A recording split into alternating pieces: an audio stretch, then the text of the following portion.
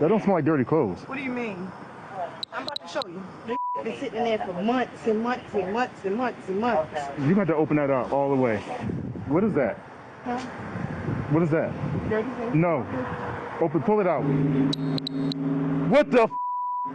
Get the f***ing in! Put your hands up! What began as a routine traffic stop soon escalated into one of the most horrifying discoveries in recent memory. When officers noticed a foul, putrid odor emanating from the vehicle, what followed would shake even the most seasoned investigators. The disturbing revelation left multiple officers visibly shaken, physically sick, and filled with anger over what they had uncovered. A secret so vile it defied comprehension. Listen, I need you to calm down. I need you to calm down. I'm trying. No, I need you to focus. Listen, calm down. We need to verify. We don't know what this is. What is? Jesus Christ. According to official police records, the events unfolded in Essex, Maryland just after 11 p.m. on July 28, 2021. How you doing? All right, you got your license and registration on you? What, you know why I pulled you over? You know what the speed limit is? No. Okay. Speed limit is 35. Oh. And you was doing well over it. Oh, I'm sorry. I swear I only thought I was going 40. A Baltimore County police officer initiated a standard traffic stop, approaching a vehicle driven by 33-year-old Nicole Michelle Johnson. Sitting in the passenger seat was a woman identified only as BB. As the officer collected Johnson's identification and returned to the patrol car to verify the vehicle's registration, the routine check quickly raised red flags. Something about the information simply didn't add up. Playback vehicle requested not found or on file. Simple. So you don't have a driver license? No. Okay. And also, this vehicle is not even registered. Those tags in there are fake tags. This car has to be towed. Can I get my stuff out of it? Yeah, you get everything out of it, but how long did you have this car? Like almost 30 days. As the officer returned to his cruiser to prepare citations, Nicole and BB unexpectedly stepped out of the vehicle. Nicole made her way to the rear and casually opened the trunk, revealing several large bags tightly packed inside. Ms. Johnson, you come over here. So you got pulled over for the same stuff already? But that's why I went, and I really thought I got good tags. You gotta be careful with that I know. stuff off the internet and all that kind of stuff like that. That stuff don't even be legit. Like you literally see, like we literally, well not her, but me and my kids literally living in the car. Like. Ms. Johnson, I just need you to sign this. This is basically telling you that you have to go to Kelso Drive Courthouse within 5 days to request a court date. If you don't request a court date within 5 days, they can issue a warrant for your arrest. This is not meant to guilt. Be here in 5 days. I swear to God. Last day, like I can't go through anymore. Like, Can you just take me home, please? I can't take you. It's in the city. I can't go down there. There you go. This is not meant to guilt or just anything like that. Just basically saying I'm telling you, it's cool. I won't be here tomorrow. Tonight is my last night. What am I going to do? Like I swear to No, I still got to do my job and try to explain to you. I know, but I'm just saying. So like, I'm just explaining. I'm not even talking about in Baltimore. Watch tomorrow, y'all are gonna see me on the news. Y'all are gonna see me make my big debut. I swear to God. What appeared to be an ordinary act would soon take a deeply disturbing turn. Moments later, Nicole made an offhand remark, one that, at the time, seemed meaningless, but it would soon prove to be chillingly prophetic. With a tow truck en route, she sat calmly on the sidewalk, calling a friend to arrange a ride, seemingly unconcerned by the situation unfolding around her. You want to grab a couple of your things? Yes, please. Go ahead. Go ahead and do what you gotta do. I'm gonna do an inventory search of your car once you finish taking out what you want to take out.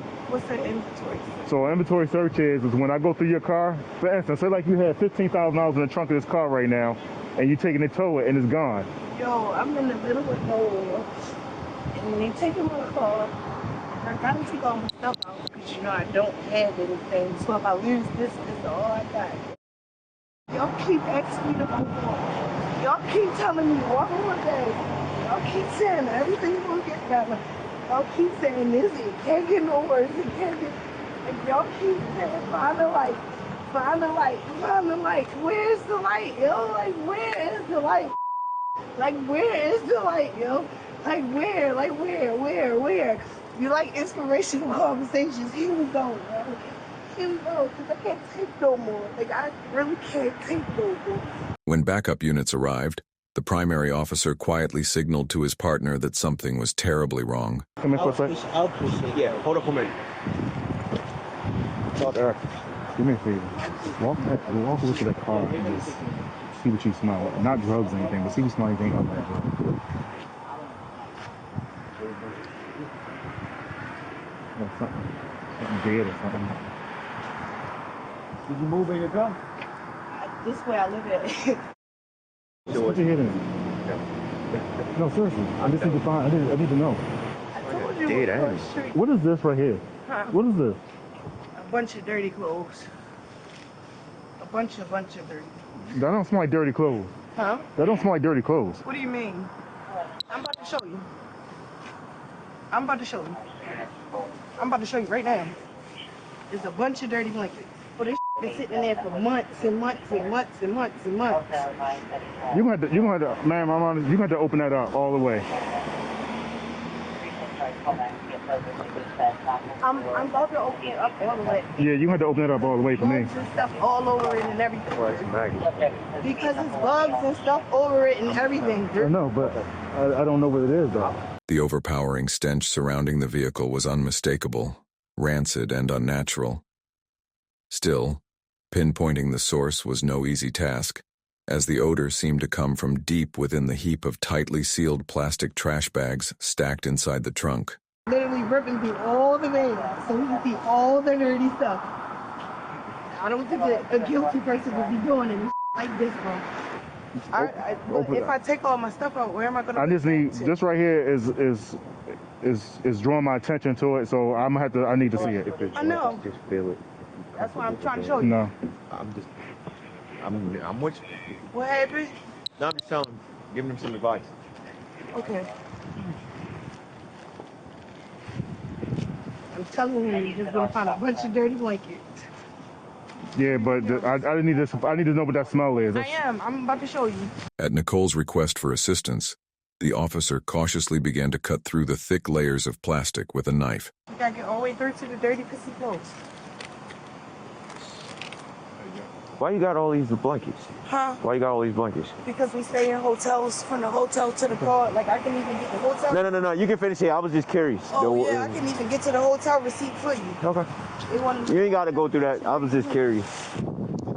Keep finding blankets. I ain't got one blanket. Keep finding. Oh, you can keep finding them. Why? You see them right there as soon as you open the suit. Huh? Keep finding plastic. Oh, yeah, because as soon as you open it, you going to find them. Let's stand on the front of this car and make sure she don't go nowhere. One by one, each bag was peeled back, revealing yet another beneath it, until finally, the officers uncovered a black suitcase buried at the bottom. What they discovered inside left them stunned. Just open the suitcase and we can be good after that. There'll be more blankets still. Can you cut it right here? Can you cut it one more time?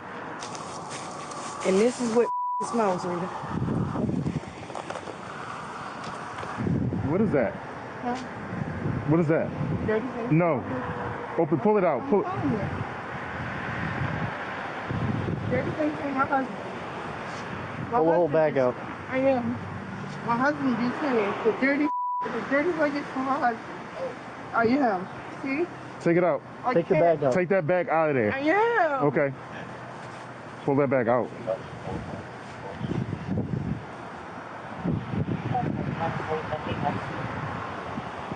There you go. Open that bag up.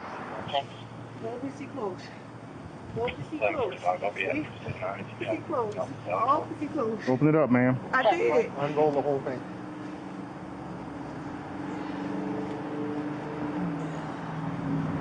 What? Open that up. Open that up. What the f? Get the f in! Push your hands up! Don't you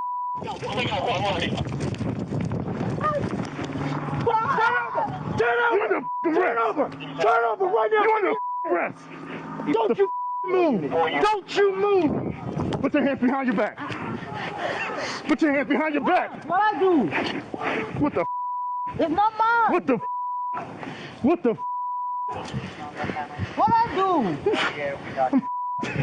What I do? Give me your other hand! Now! 1110 direct, Eastern Boulevard and Wagner's Lane, AS I don't want to hear it! I don't want to hear it! Get up! On your feet! Roll over! Sit on your butt! Stand up! Deviation on the channel. We don't need that. Don't need that. We got 2 in custody right now, but we need a supervisor. Please don't, no, please I don't. swear to God, if you move, so help me. Can y'all please not arrest her? Please don't arrest her. She don't have anything to do with nothing. She really don't have anything to do with nothing. I will give y'all every name to everybody. I don't want to hear it. Please don't arrest her. With both women immediately placed into custody, the officers struggled to comprehend the magnitude of what they had just witnessed. No, stay. Hey, no. Calm down. Calm down. Relax. Have her sit down. Sit down. Sit down! Relax. Excuse me. You relax. BB, just relax, BB. Keep your mouth closed. I I didn't give you permission to talk. Sit down and be quiet. You okay? I'm trying, man. You okay? No. Listen, I need you to calm down. I need you to calm down. I need you to focus. Listen, calm down. I need you to focus. Focus on her. Hey, get over there with her. Put your mask on. Put your mask on. Put your mask on. Mask up. You're under arrest. Gloves, everything. Everybody should have gloves and a mask on. Man, yo. What's in there, bro? It's a baby, yo. Come on. Please. Relax, bro. I need you to breathe.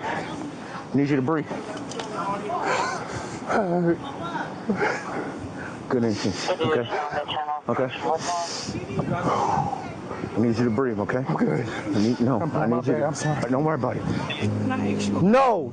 I'm sorry. I just want to ask you one. There's nothing for me to talk about with you. Do you understand that? No. Do you understand that? But y'all gonna want all the information anyway. We'll get to that point, but right now you need to be quiet. This is not a game. No, absolutely not. No. Absolutely not. I'm not going to. No, ma'am. We're not going to take that route. You're going to sit here and we're going to wait. Yes. We're going to get to that point. But don't you say another word. Don't you say another word.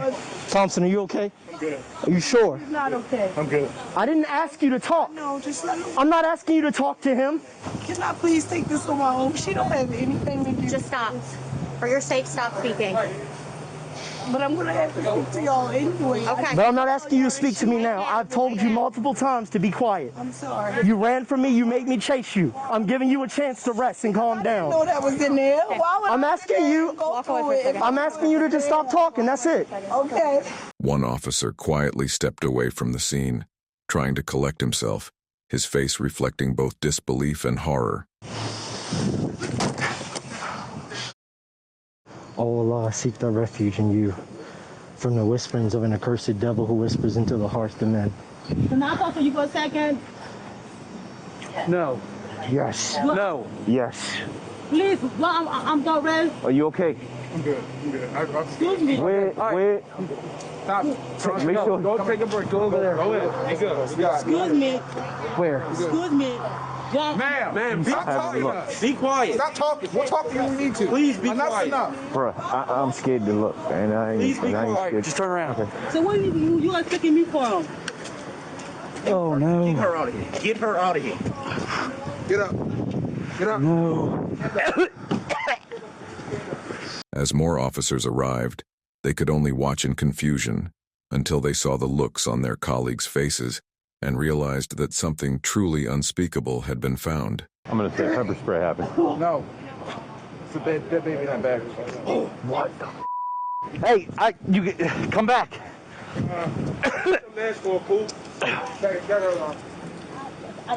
It looks like a kid that's curled up in there. I don't want to look, right? Nope. Just wait. Hold up for a minute.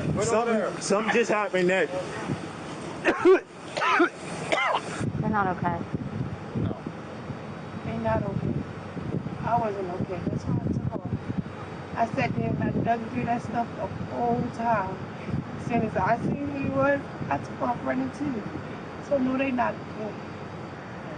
Took their out the car. Like, you take it out in front of the police. You speeding around with the bodies in my car.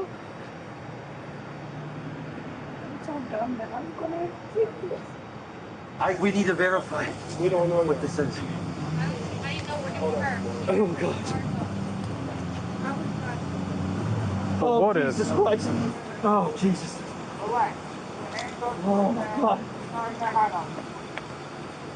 It's a little girl. You hurt? Yeah, you need some water. Take a walk. Take a walk. I'm good. Stand there. No, I'm thinking I can't vision it. I can't vision it. What the It's messing my head up. I can't vision it. After informing the tow truck driver that his services would no longer be required, officers faced a grim decision: to take a closer look and confirm the horrifying suspicion forming in their minds. I can lift it up. It doesn't really bother me, but it's got to be a 3 or 4 year old kid. Get it? My gloves are already. The problem is the body is so It's in a bad thin. position. Yes. Oh my God, dude, that's a 5. That's a 5. That's a 5-year-old white child. 100%. It's got girl clothes, female clothes, right? Put it. Come here. It almost looks like it has the pigmentation like Michael Jackson had. That's right. So homicide's gonna have to come out, definitely coming out for this. There's no way they're not. Right. Probably. Emmy's gonna have to come here. Probably do warrants for the house. I mean, yeah, 100%. Well, they're gonna have to find who this kid is. How shrunk that skin is too. Probably been a while. Oh, it's been wrapped in this sheet for I don't know how long. I'm not a medical examiner, but like I said, just remember the cameras are still on. Right. But this is Probably at least a week. I mean, 11:10. That's a. I've seen some stuff, but it just sucks. It's like, I don't know, I guess it hits him harder than me because I'm just I've had trauma earlier on. But basically, like my daughter turns 5 Saturday. You know what I mean? This is 100% a 5-year-old kid. Beneath a maggot-covered blanket, they would uncover something unspeakable, something that marked only the beginning of a dark and tragic case filled with deception, loss, and unimaginable cruelty. Recognizing the gravity of the situation, both women were transported to the police station for further questioning. Stand up. Where I'm going at? We're going to be To the precinct. For what? Ma'am, stand up. Enough. Stand up. Walk. BB, be good. You are okay. You know you don't be with me. You know you are okay, BB. Just be good, yo. Just be good. I'm gonna tell the truth. Just be good. Come here and stand over here. Just stand here and lean up against the car, okay? You please tell them that she is. Ma'am, you can talk to whoever you need to talk to. I just want to say why she was reacting the way Ma'am. she is. Because she mentally retarded and she really don't have anything that's going You can talk to anybody you need to talk to back at the precinct, okay? That's how we're going to do this, all right? Okay, I'm sorry. It's not, I don't have nothing. I'm clean. Ma'am, can you stop talking, please? Enough. Enough. Please don't yell Enough. at me. You just keep talking. You just keep talking. It's When I not- told you stop talking, you should keep talking. Hold on, get the bag over. My phone is in there. You got a knife? No, don't cut it. No, Don't call my bag. Don't cut it. Relax. Don't call my bag. My phone is in there. Ma'am, it'd be in your best interest not to move when I take your handcuff off. Put the bag off her. Put it back on. Hey. Put it on back. Stop playing. I'm not playing. Get in the car. Get in the car. Now. So what I do? Get in the car. I'm gonna put you in the car. That's your choices. Can I have my bag then? I don't care. Get in the car. My phone is Get in the car. Your bag will be with you. Okay. What is she diagnosed with? I don't know, but she can't read. She can't anything. Like she's really retarded. Like she don't Okay, have anything to do with nothing. just because she can't read doesn't mean she's retarded. No, I'm telling you, like I don't know what she slows with, but she really don't have anything to do with anything. You got anything on you? No, man. All right. It's $20 in my bra. In your bra? Yes, ma'am. On Where? this side, I think. What is this? Part of your underwear? It's a bead chain. Part of your underwear? No, ma'am. It's like a waist bead. For what? You can rip it. Just rip it. Just pull it and rip it. Like why you right there? Yeah. Sorry, is it just a bead? Is it just a bead? Yes, ma'am. They're gonna have to take it back. They're gonna have to take it off when they get the precinct, so make sure it's nothing else. That's why I said just. All right, go ahead. She got $20 right here. Upon arrival, they were placed in separate interview rooms. Nicole appeared to comprehend the seriousness of her arrest, while BB seemed confused, repeatedly demanding to know what was happening. So why are we here for that? Ma'am, you don't ask you that question about 3-4 times, and I done told you the same answer about 3-4 times. I'll tell you again. You are in police custody. You are going to be sitting right there in handcuffs with your bag right there until somebody with either equal rank that knows that was out there with this call, or somebody that ranks higher than me comes to me and tells me to do something else. So get comfortable, relax. You're going to be here for a while. It is what it is. Sorry. So what's my right? So you just gonna lock somebody up with no right? Ma'am. Not my right. Ma'am. What's your first name? Kazadi. Kazadi? Yes. It's Kazadi. Do I kill somebody? Ma'am? Do I kill somebody? I don't know. So why? But what I do know is you're going to be in handcuffs in that chair until someone says otherwise. I don't got no one. So why I'm on that right? What's your last name? Kazadi. What's your last name? Chibola. Okay, both of those are very hard to pronounce, so I'm just going to call you madam. And I'm sorry about that. So now, so you guys are going to lock me and frame me for something you guys cannot tell me. Man, I didn't frame you with anything. I'm not Baltimore County. I'm one person. I'm just a cog in the machine. Okay, you telling me my hand is clean. I'm telling you I'm clean, right? Do you need hand sanitizer? Is that what we're asking about? You are detained. For what?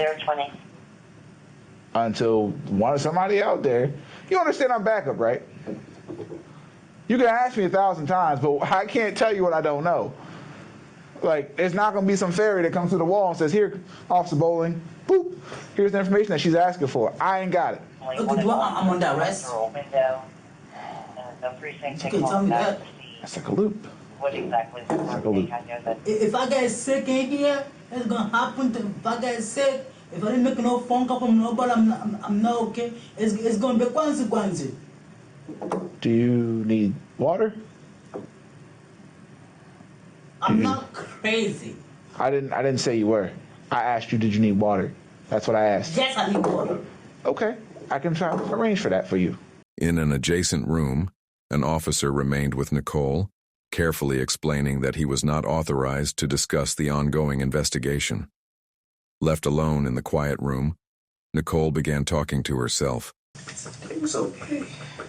She making an argument about it. I'm all like, what am I arguing for? Just open it and let them look in it. I should have known that question was so stupid. So stupid. So stupid. I don't want to cry so bad. I can't even cry because it's Her tone shifting between denial and despair. Her expression suggested an internal struggle, a battle between guilt and justification. Meanwhile, in the other room, BB lodged a complaint, prompting the officer to notify his supervisor. So can I go to hospital then? I go to hospital then? What is your health complaint, madam? Can I go to hospital then? What's wrong with you? Because my knee hurts. I'm not feeling good.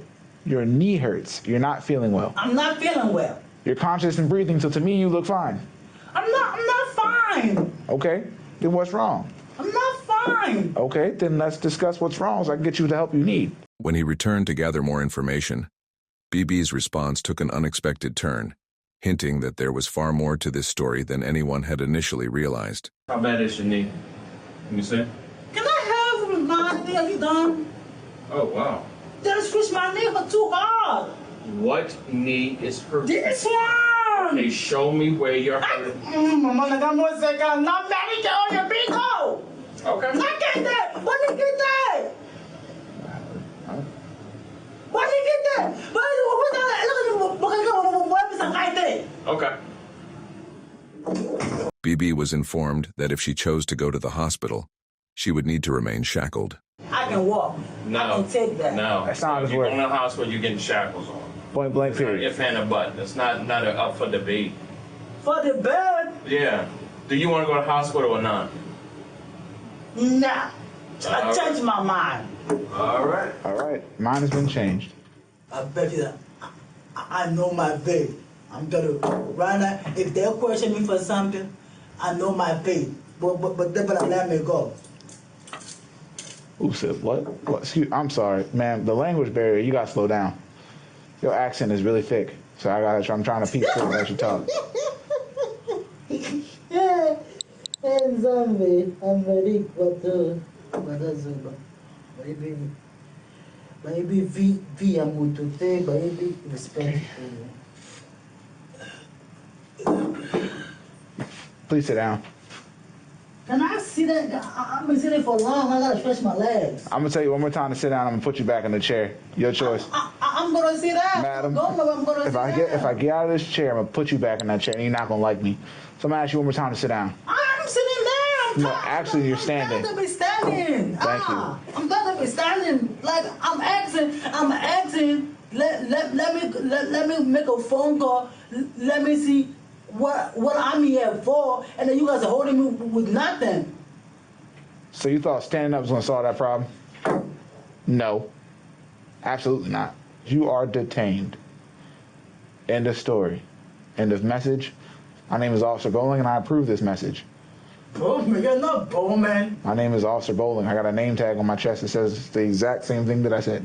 It's not Bowman. It's Bowling. It's not Bowman. Okay.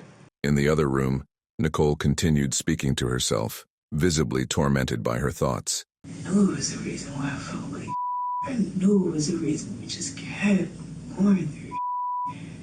So I said, I can't take no more. Look, so I said, I can't take no more. Here we go. Much more. But that's what they told me. They said I was going to keep being punished and keep being punished and keep being punished. Is there such thing as the death penalty still? Certain state has it. Not this one. I don't think so. We need to have it. You don't think if I would have known, I would have ran before trying to do all that. I was even politely like, excuse me, can you cut this for me? Idiot, bro. The stench of decay clung to her so strongly that officers struggled to stay nearby. Air fresheners and even an air scrubber failed to mask the odor, prompting a decision to transfer both women to another facility for questioning. So I got your bag. You got your shoes on. All you gotta do now is get in the car, and we on the road. So. Why do you want to talk to me? Why Would you like to stand up, or would you like us to drag you to the car? Your choice. You an adult. Why do you want to talk to me right now? Stand up. Walk. To the car. I am going up. That's fine. You said you had knee pain, so I was gonna make sure you can walk fine. Come on. Get my bag, please. Nope. I want my bag. I don't care what you want. Can I have my things? Safe travels. Let's go. Like I said, if something happened to me tonight, it's gonna be war. Yes, ma'am. I hate it here. Back at the scene, officers kept watch over the grim discovery, quietly wondering how something so horrific could have gone unnoticed. Coop's pretty up about this. Right. Really, everybody who saw it's pretty up right now. Well, I mean, I saw it. You saw it? I saw it. I ain't trying to look. But it's... Not the way he's got all these grown men all up. No, I mean, well, I was up before I got this job, but... I didn't mean like that. No. Like that. I'm just... No, I know. I'm just saying it's weird that I could understand if this child was younger, like baby stage, but it's not. So it's I'm like just kind of dumbfounded, like what the hell? Like I'd love to just know the reasoning. Same. I'm so curious. The whole story. Yeah, like what? The whole story. Like what the hell? Like what? How did this even come to be? During interrogation, Nicole claimed she had been in Essex to meet a man for prostitution, while BB waited in the car. She admitted noticing the smell, but insisted she thought it was a dead rat. Me and my homegirl was doing so much to try to get the smell.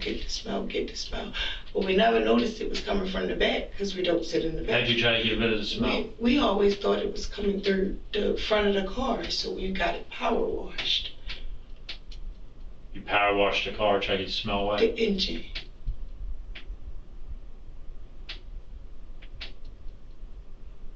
You starting to understand why this sounds a little ridiculous? Mm-hmm.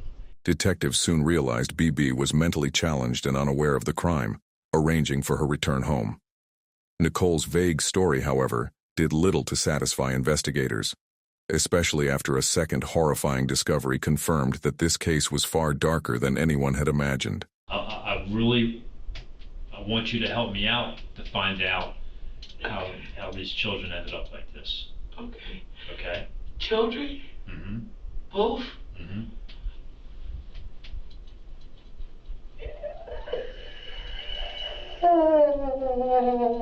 The discovery of a second child came only after homicide detectives began carefully sorting through Nicole's belongings, though the warning signs had been there from the very beginning. Me and my kids literally living in the car. Like, you sleeping around with bodies in my car? It was okay. And the whole time I had them. Inside a black and yellow plastic storage bin, buried beneath layers of trash bags and the suitcase containing the young girl, investigators uncovered the aged remains of a small boy. His body had been wrapped in blankets and sealed within multiple layers of plastic, mirroring the way the girl had been concealed. The revelation of their identities added an even more heartbreaking dimension to the case. Do you recognize this person at all? Who's that? Who is that? Their mother. That's their mother? Mm-hmm. Who are they? And that's when I had them. If you look at them when I had them, so that's who? That's Jocelyn. And that's who? Remember? Okay. When you look at them when she had them and when I had them, you probably got this picture off her page, but it definitely came from mine. Okay. Because if you look at them when she had them, they were very not taken care of. If you look at them when I had them, they were very well taken care of. The two victims were 7-year-old Jocelyn Marie James Johnson and 5-year-old Larry Darnell O'Neill, siblings who had been left in Nicole's care nearly 2 years earlier by her sister, Deshelle Johnson, who claimed she was unable to care for them herself. Further investigation revealed that Deshelle was already under supervision by the Baltimore City Department of Social Services, which had recently taken temporary custody of her 8-month-old infant in light of the unfolding tragedy. She didn't take care of kids. She didn't do to him what happened to him. Yeah, but okay, so she's a better person for leaving them then. In any kind of predicament. Like, she knew the predicament wasn't okay. She knew the predicament was up. She knew. Like, she left her kids literally with me selling my She left her kids in the room. She thought you were going to take care of them, I guess. I never told her I was going to. I never asked her to. Hey, come on, bro. I used to have to yell at the mother about washing them. I used to have to yell at the mother about feeding them. Like, I used to have to yell at her about everything. Despite claiming to be the more responsible caregiver, Nicole struggled to recall even the most basic details about the children in her care. She couldn't spell the young girl's name or remember either child's birthday. Any illusion that she had shown love or responsibility quickly unraveled as the grim reality of their deaths came into focus. As the interview continued, Nicole slowly lowered herself to the floor, her composure beginning to break. Well, let me tell you this, right? We spoke to your sister and a bunch of your family members, right? Mm-hmm. I don't know that everything that you're saying is making sense. What do you mean? Well, I'm just saying. What do you mean? What did y'all speak about? Well, y'all spoke about her leaving her children? Huh? Y'all spoke about her leaving her children? Well, we spoke about a lot of stuff. And of course it's all going to be against me, huh? Oh, I mean, I don't know. Even my mom? Oh, yeah, we met your mom. The detective informed her that he would not discuss his conversations with her family, and stepped out briefly to check paperwork, leaving Nicole alone to grapple with her thoughts and to wonder what her relatives might have revealed in her absence. I'm not going to tell you what they said. What they say? What they say? What they say? I done bust my for all my life. My mother. Lady, you had me out here selling my. You told me not to give that girl her kids. I would have gave them back. I said this weekend when I'm coming back, I'm giving her her kids. You told me not to. They about to put me under the jail. They so selfish and so wrong.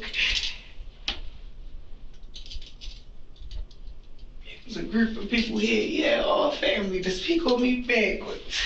Ask them where they been at when I've been growing up. I guess I ran away or something. Like, watch, I already know that's what they said. Now I'm not talking anymore. Now since I'm a liar, and since I'm a this, and since I'm a that, and since I'm a this, I'm not saying anything else. Hey, come on, bro. All the kids that I've been around in all my life, I'm gonna wait until my niece and nephew to kill one. I've been raising kids all my life so much they thought they were actually mine. I'm gonna wait until my niece and nephew to kill some. Investigators later discovered that, contrary to her earlier claims of living in her car, Nicole had recently been staying at a nearby hotel. Inside the room, they found 2 stuffed animals and a pair of rose bears, one pink and one blue, with ribbons around their necks reading "Always and Forever." I think they're like memorials, like. That's what it seems like. Always and forever. The website though, and have all kinds of different ones, but even with the little ribbon, Is it a boy and a girl? Yeah. Is that for them? the bears. That's so freaking creepy. Aside from those few items, there were no signs of children, no clothing, toys, or belongings that would suggest they had been there. Combined with the advanced state of decomposition, this left investigators questioning how long the children had been in the trunk and what exactly had led to their tragic deaths.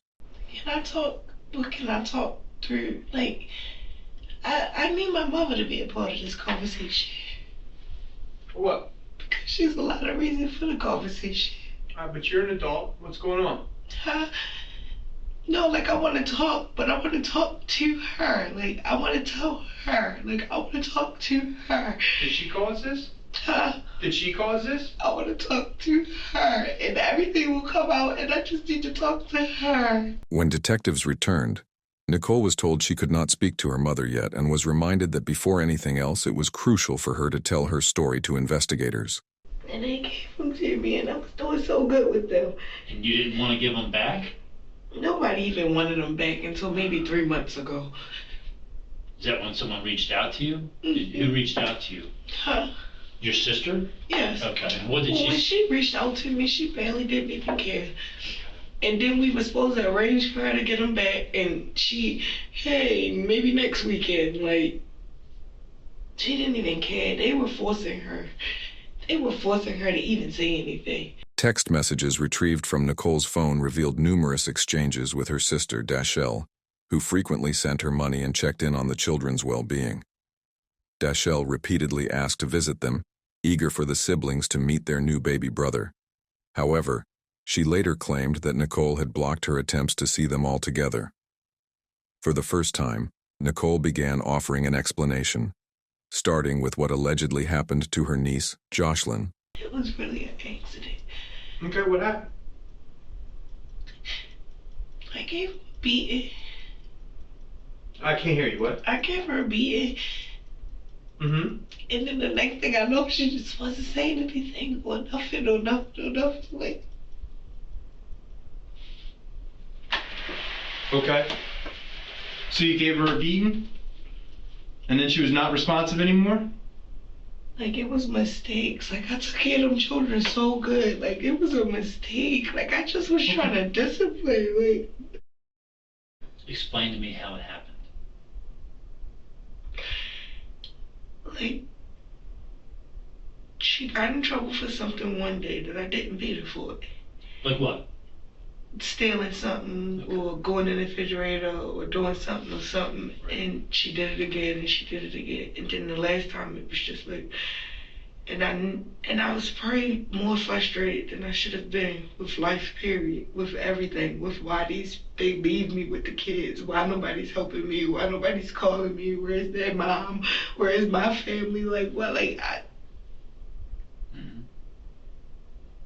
And then what happened?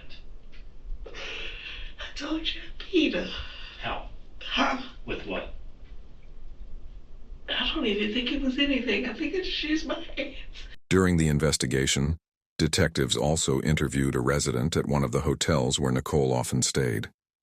The witness described Nicole as verbally abusive, frequently using harsh language toward the children, especially the girl. Another guest recalled hearing disturbing sounds through the thin walls, Nicole yelling, Jocelyn crying, and at times, the little girl's pleas for her to stop. You were upset because she was taking things, like from the refrigerator and stuff. She was doing all kinds of stuff. Okay. Like she was taking stuff. Like she was getting the boy in trouble. Like she was just doing all kinds. And you disciplined her. Yes. Okay. And it went too far. Okay.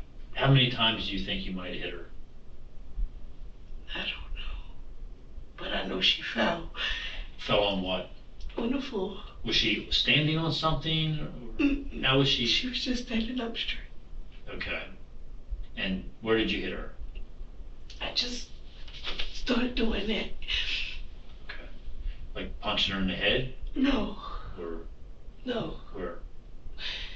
Like, I think I maybe slapped her in the face, but I didn't punch her in the head. Like, it was more like me hitting on her body, and then she fell.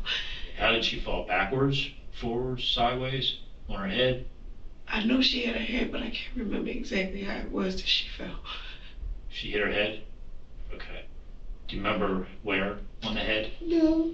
Did she hit her head on something other than the floor?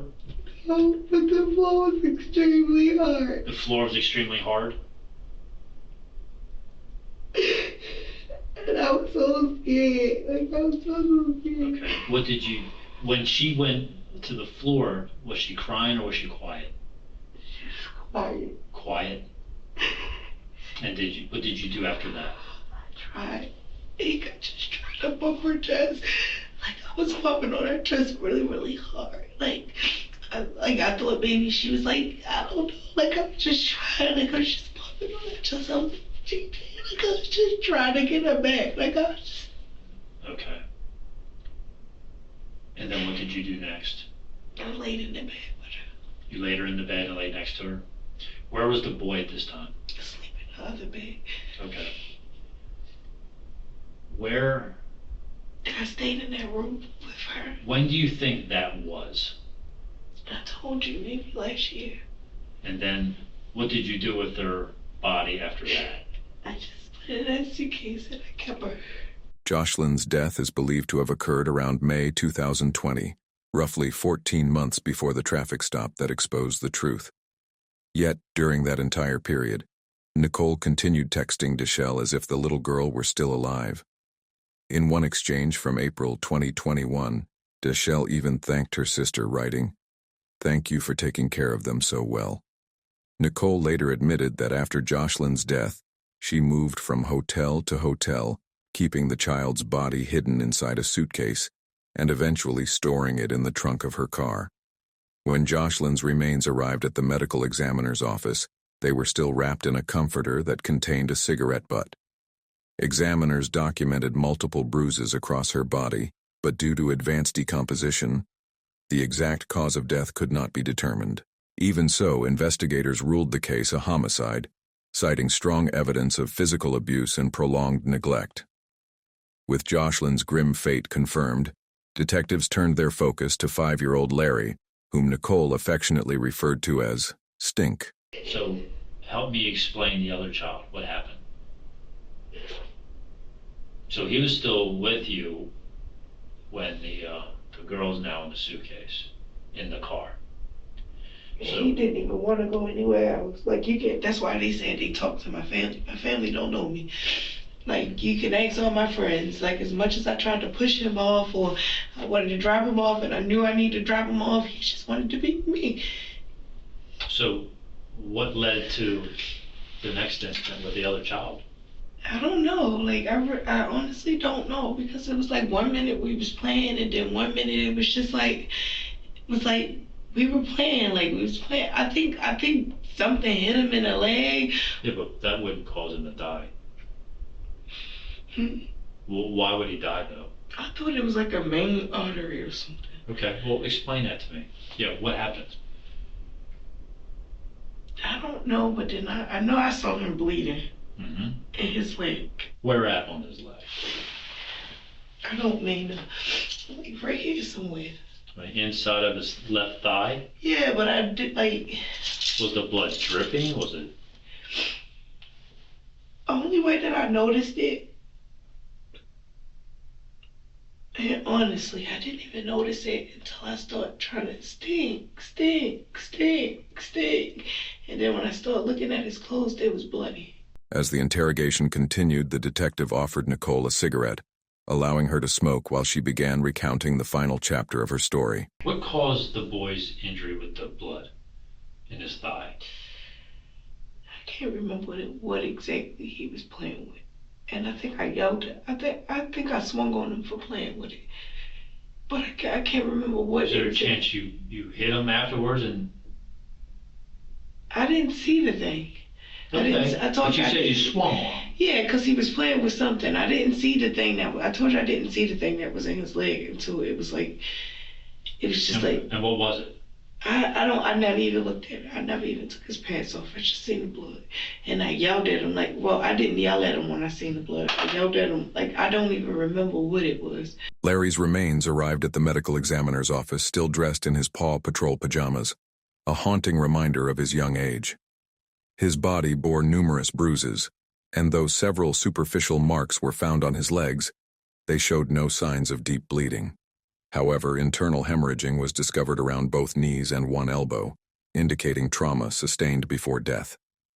As with his sister, the advanced stage of decomposition prevented examiners from determining an exact cause of death. Nicole claimed she didn't know how Larry was injured, but she vividly remembered what happened afterward. He was just like getting drowsy, like just getting drowsy, like the last thing he said. So the last thing he said? He said, honey, can you lay me down? What's that? He said, can I lay him down? Can you lay him down? Yes, because he was sitting up in the chair. He said, honey, can you lay me down? And I said, yeah, honey. And I went to smoke, and I turned back around, and it was like, stay. Hey, would not answer me. Where did you lay him down at? On the back seat of the car. Okay. And this was about 2 months ago? Or was it more? This month is what? Well, it's the very end of July. I think May. Okay. About 2 months ago. Yes. They've been sitting there for months. In June 2021, Nicole recorded a video showing the black and yellow storage tote in the back of her car while discussing plans to buy odor absorbers. By that time, according to her own account, Larry had already passed away, and his body would soon be placed beside his sister's in the trunk. Further investigation revealed that neither child had ever been taken to a doctor, enrolled in school, or reported missing in Maryland. Both children were also found to be significantly underweight for their ages. It's got to be a 3 or 4 year old kid. Me and that mom. The girl was, according to your timeline, about 6 years old when this happened? Yes. And she only weighed 18 pounds. You think that's after all of this? Because they were not tiny. Like, you see them in the pictures that y'all printed out are the pictures that I took. And then the boy was only 21 pounds. I don't see how, because they ate all the time. They ate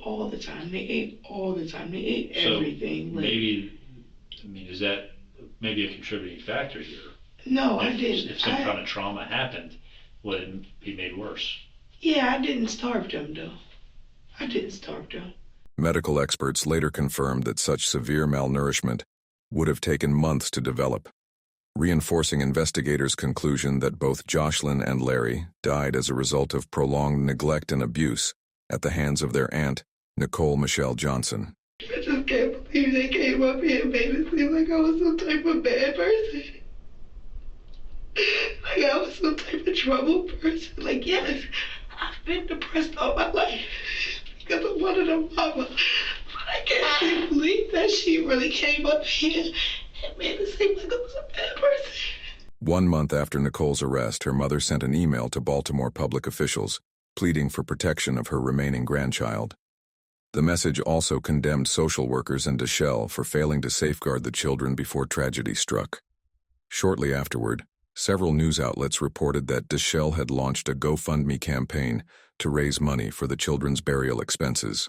Rumors later circulated that she may have created up to 4 separate fundraisers, though all were eventually deleted.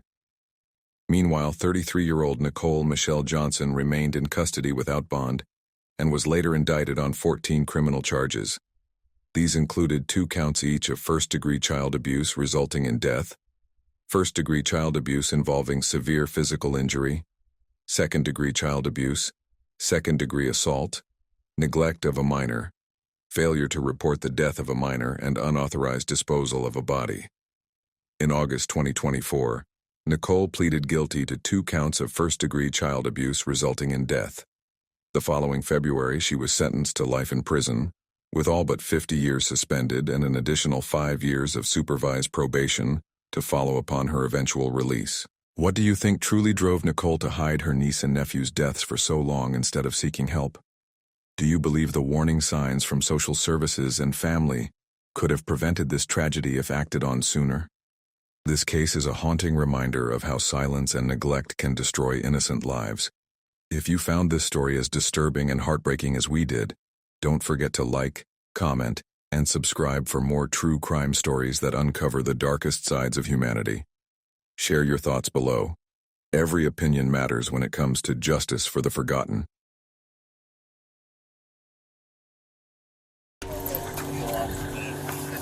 Can I open it up? I'm trying to. Alright, they're saying she's pregnant too. Okay. How pregnant is she? How far along? 2 weeks pregnant. Okay. 2 weeks.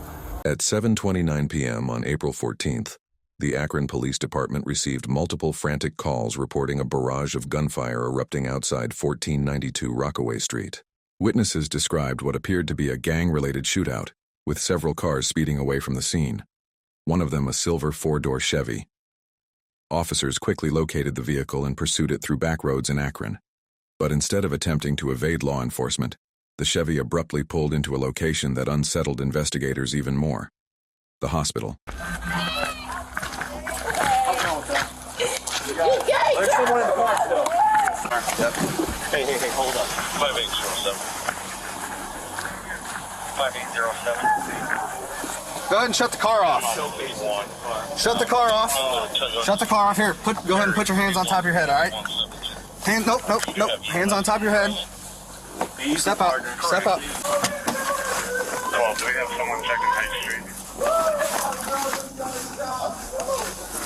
All right, man. Here, step back here to the back of the car.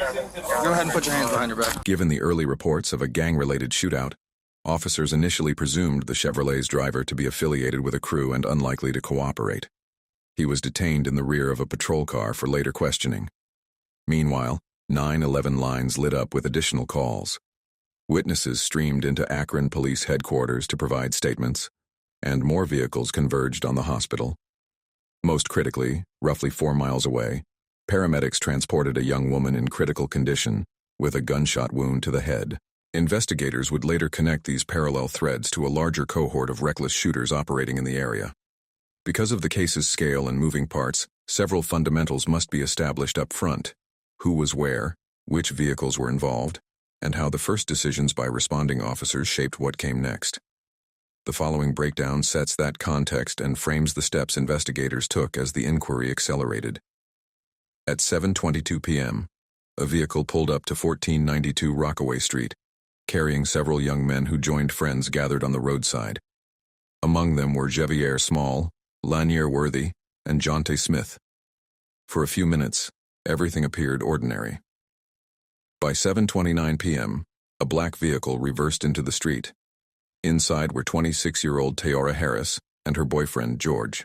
Spotting familiar faces on the sidewalk, George slowed down, intending to greet them. But before he could roll down the window, chaos erupted.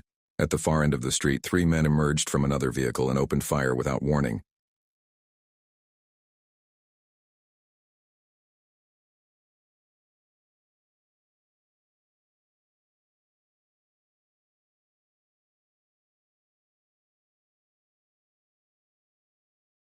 These shooters, Zaire Saunders, 17-year-old Antonil Whitaker and Darian Rackley, were members of BBM, a notoriously violent Akron gang. Behind the wheel of their car was Jeremiah Williams. Gunfire sent the crowd scrambling for cover. In the chaos, Jonty Smith and Javier Small drew their weapons and returned fire. Bullets flew back and forth in a deadly exchange, each second heightening the risk for everyone present. Within moments, the barrage subsided. The BBM assailants, Zaire, Antonil, and Darian, retreated, fleeing the scene and leaving behind a community shaken to its core. A chilling silence settled over Rockaway Street as George realized the unthinkable. Tayora had become the sole victim of the gunfire. As members of BBM scattered in different directions, George sped toward the hospital, desperate to save her. Those who had been standing on the sidewalk either retreated indoors or rushed to join him at the hospital. Meanwhile, police were left with the daunting task of piecing together what had just unfolded, and most importantly, determining who had fired the fatal shot. At this stage, officers had little more than a flurry of 911 calls and a description of a silver Chevrolet. They had just pulled a suspected gang member from the car, but the real story was only beginning to surface. There's another victim that's at we don't know where that victim's going to go. There's a possibility that victim may be deceased. Yeah, they got shot. Okay. Someone's got to go check, probably. Two officers who rushed to the front entrance of the hospital quickly encountered Javier Small and his girlfriend in visible distress. He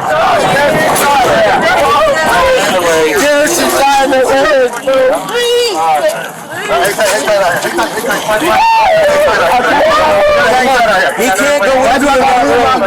She got to get checked out. In the confusion of the shootout, another victim had emerged, Javier's girlfriend, who had suffered a gunshot wound to the leg. Though her injury was not life-threatening, Javier was shaken and horrified by the ordeal. I'm on house arrest.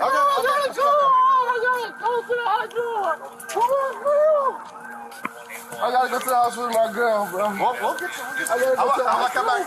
I'll tell you how she got recorded. I don't know, bro. This girl just got shot, bro. No. Yet the presence of multiple firearms inside the Chevrolet changed the narrative. Despite his emotional state, Javier was taken into custody as a passenger in the car, raising new questions for investigators about who had been armed and who had fired.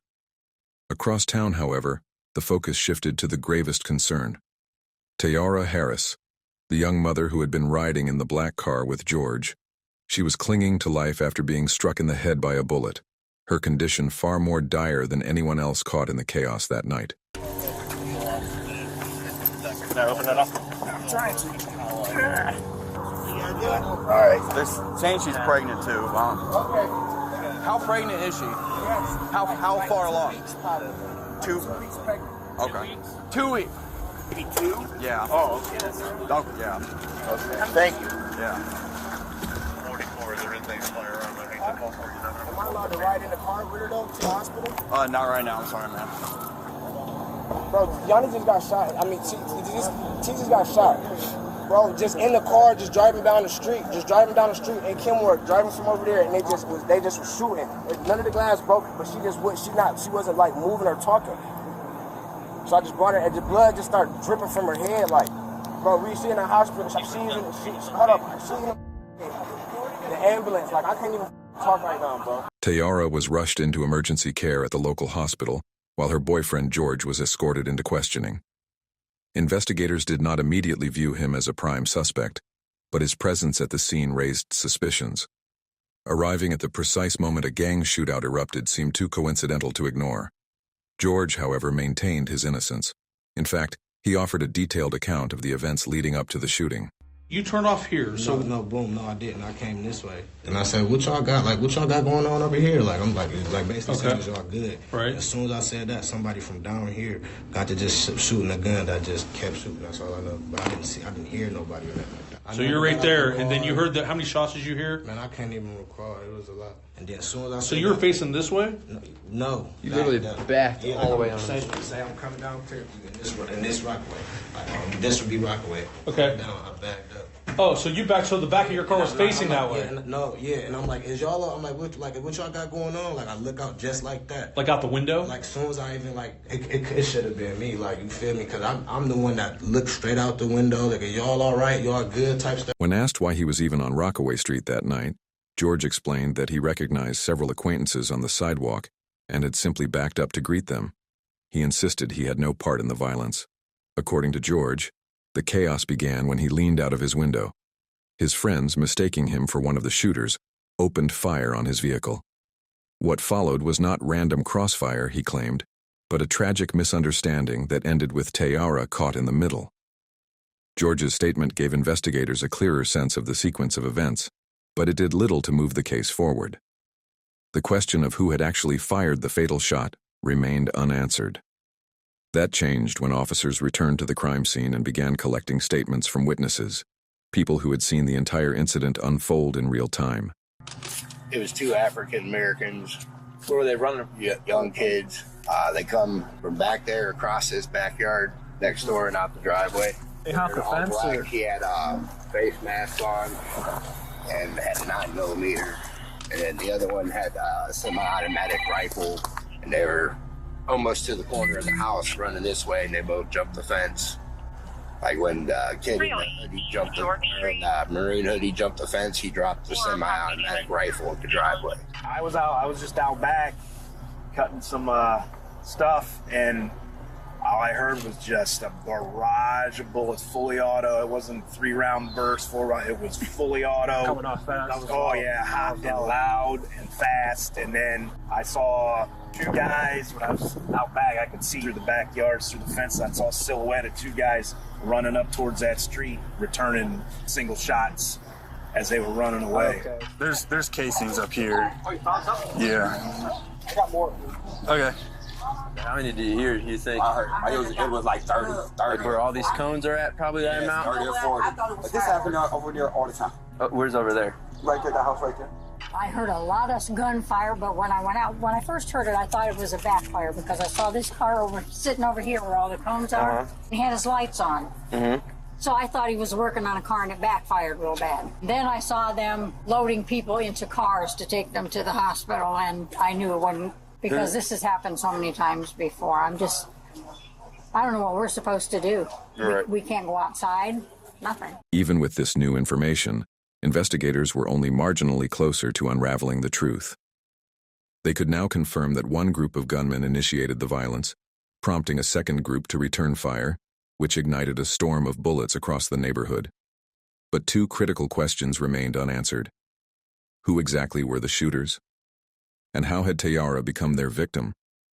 Hope emerged when officers encountered another witness, a woman who had been standing on the street the very moment the gunfire erupted. Her testimony promised to shed light on what had truly unfolded. So you don't live here? I'm not even from here. Oh. I was visiting. So who owns the house? Anitra Johnson. She is? Okay. She was out to eat when I called her. Okay. Everyone's okay though, right? The kids? The kids, yes. Yeah? The kids are okay. I got them in the back watching TV. Okay. There was another girl outside. I think she got shot in the thigh or the leg. I think they took her probably to the hospital. Okay. She definitely got hit. Okay. So what did you see? I'm sitting outside. To be honest, we all family.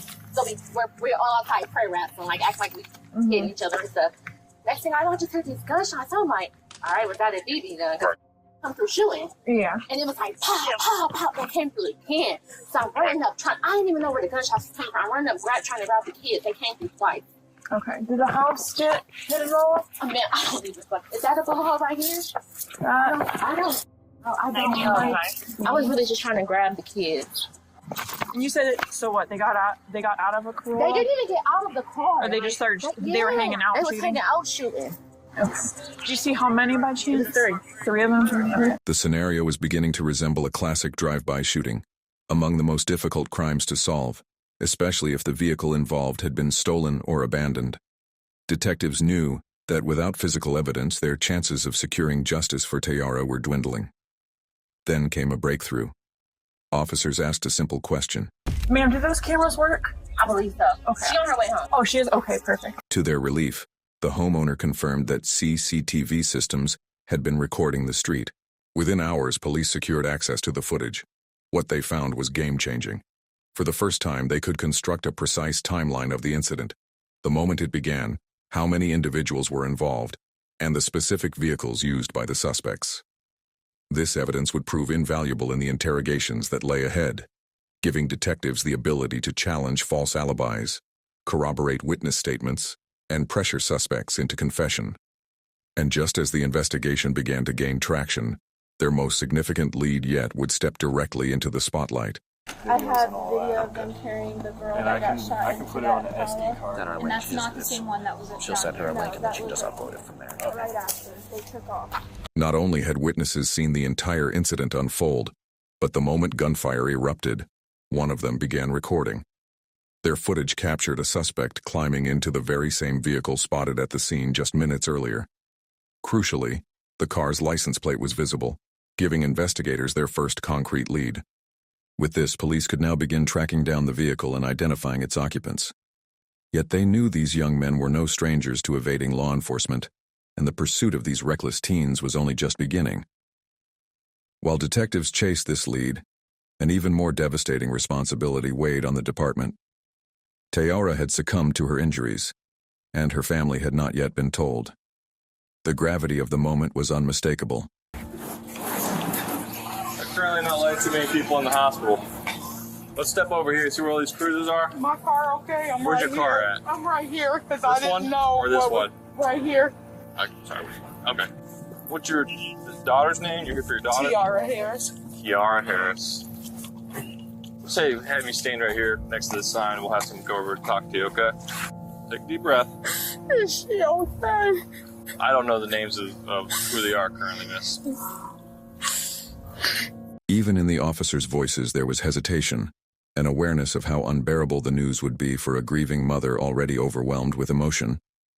Breaking the truth to her was a burden no officer wanted to carry. An autopsy later confirmed the tragic reality. Tayara had been struck once in the head, the bullet lodging fatally. Though heartbreaking, this detail provided investigators with a vital clue. The bullet's unique markings would allow ballistics experts to determine the exact type of weapon used. If that weapon could be recovered and matched, it would be the key to finally delivering justice for Tayara and her shattered family.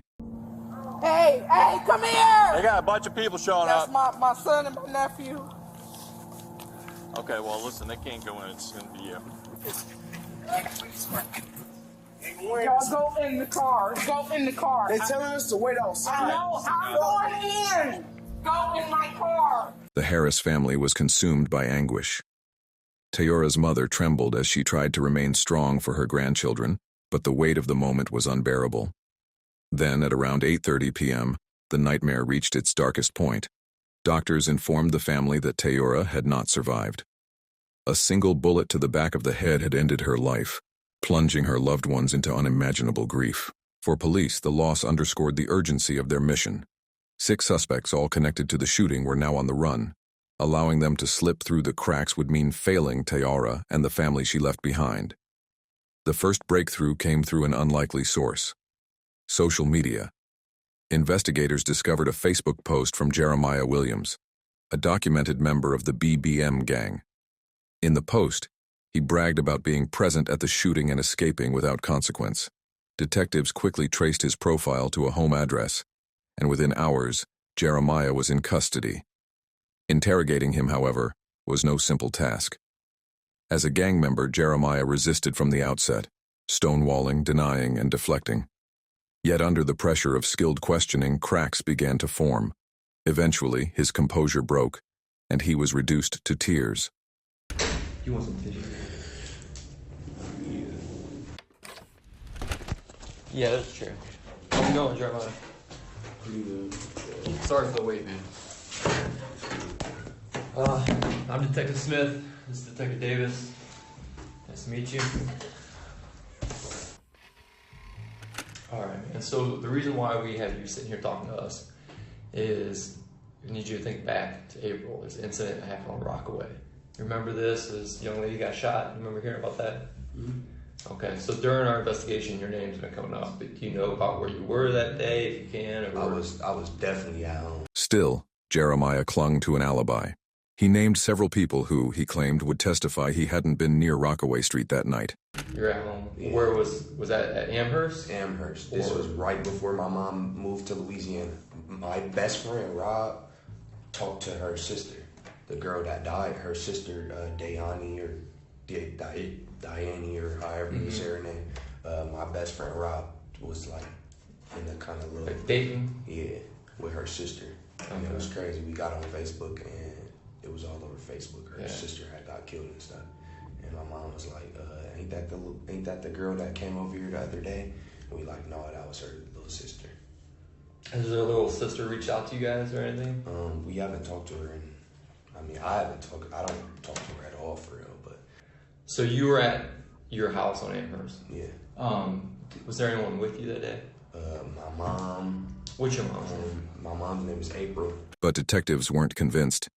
They had his own words from Facebook tying him to the crime scene, and they knew his denials were lies. The challenge now was to push him further, not only for a confession but for information that could lead to the arrest of the other shooters.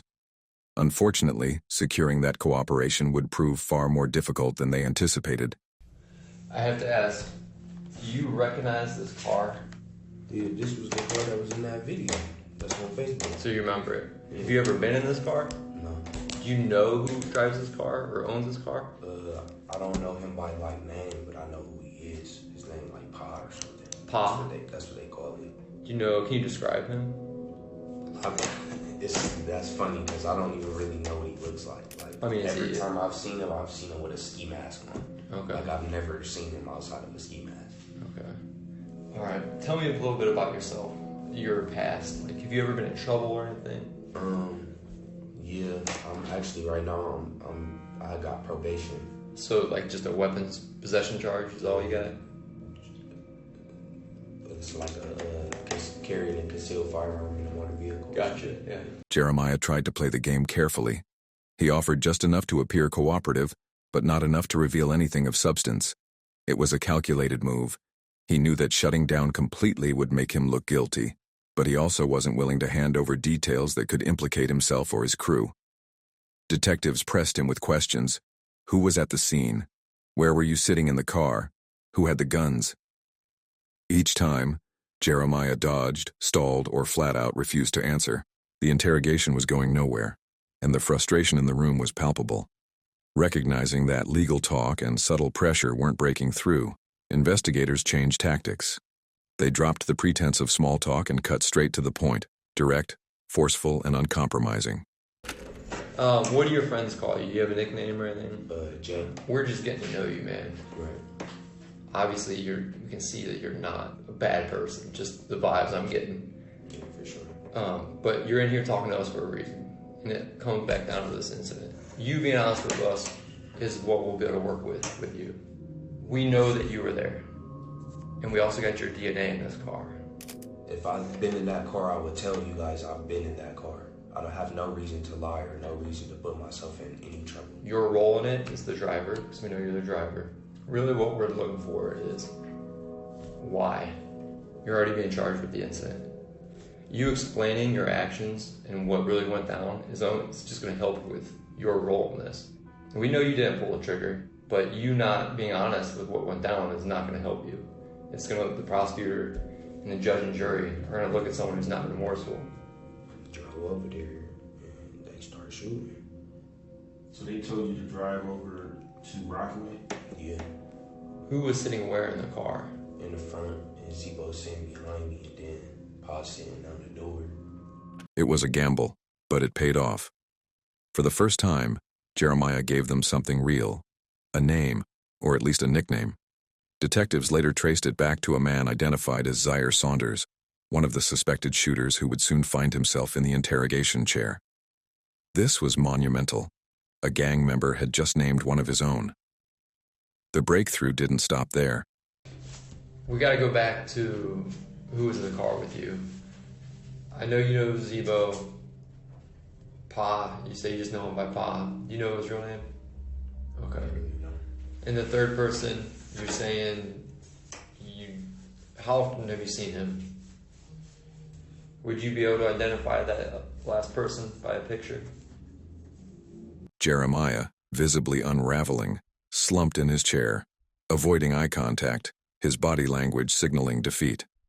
The man who once entered the room defiant and unbreakable was now giving investigators descriptions of others involved, even when he couldn't provide their names. Detectives stepped out briefly to regroup, exhilarated by the progress. But when they returned, the sight that greeted them was startling.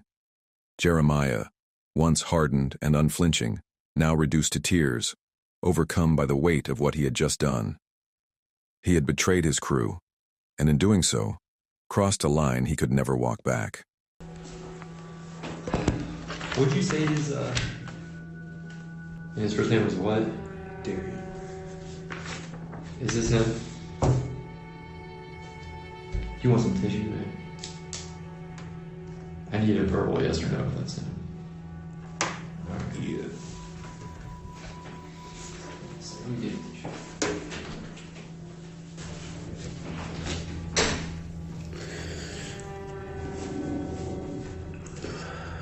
If seeing Jeremiah break down in tears felt surprising, detectives didn't have to wait long to witness it again. Their very next interrogation would deliver another shocking turn. While Jeremiah was still inside the interview room, progress was unfolding elsewhere. Investigators had been combing through the civilian witness's video footage, and after 5 days of relentless work, they tracked down the vehicle it captured. That lead brought them to a second suspect, 17-year-old Antonil Whitaker. Unlike Jeremiah, Antonil wasn't just another BBM member. He was believed to be one of the shooters who started the gunfight. His age added another layer of complexity. At just 17, Antonil was young enough that detectives hoped fear could be used to their advantage.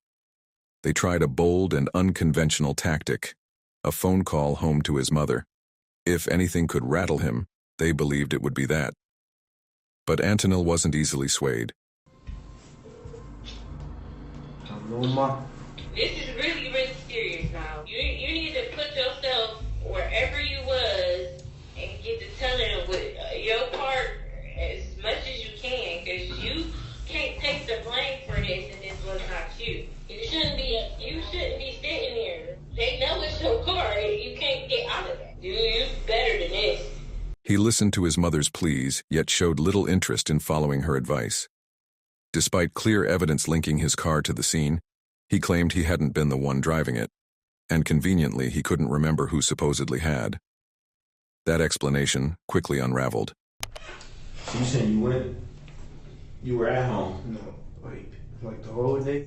Someone took your car somehow, brought your car back, gave you the keys back or whatever, and then so you could take your sister home. That doesn't make sense, man. You know a jury, you know a judge. They're not. I'll be honest with you. I mean, what you're giving is not even a good statement. It's not even a good lie. That's why it'd probably be easier for you to tell the truth. Records showed that barely an hour after the shooting, Antonil had used the very same car to pick up his sister from an event. The timeline made it obvious he still had possession of the vehicle. Even so, Antonil doubled down. No matter how many questions investigators threw at him, he stonewalled, refusing to give up names, details, or even a hint of cooperation. How this works, you might already know this from TV, but I mean it's kind of accurate. We're going to compare your DNA to the DNA on the shell casings that we collected on scene. Is there any reason your DNA is going to be on there? Because if there is, you've got to explain that. You said no, or I don't know. Who got in the car with you at all these? If you're saying your DNA is not going to be on those shell casings, right? And you're saying you weren't driving, who did you let drive your car? Believe it. I don't know. Right now it looks like It's on you. Remove. Detectives tried to corner Antonil with science. They told him that if he had touched any evidence connected to the murder, investigators would know. They weren't bluffing. Every contact, skin cells, sweat, hair, or even the natural oils from a person's hands can leave behind traces of DNA. If Antonil had handled the car, the bullets, or the weapon itself, forensic testing would expose him. But there was one problem. The DNA analysis hadn't been completed yet. Without those results, detectives couldn't push Antonil any further, and his silence left them stuck. For the time being, they set him aside and turned to the next lead. That lead was Zaire Saunders, the man Jeremiah had given up during his interrogation. Once his name was on the table, police wasted no time tracking him down and taking him into custody. Zaire, however, turned out to be even more forthcoming than either Jeremiah or Antonil. Did you know of or hear about that young lady who got killed? Yeah. Did you know her? No. We don't think that she was the one meant to be hurt. And I mean, based on what we're seeing. But unfortunately, she did get obviously hurt. Her family's hurt. Right. You know, when we did that search warrant, we got your phone. Yes. Okay. And we downloaded your phone. And your location is putting you on Rockaway that day. No shit. What happened that day, man? I shot a pistol.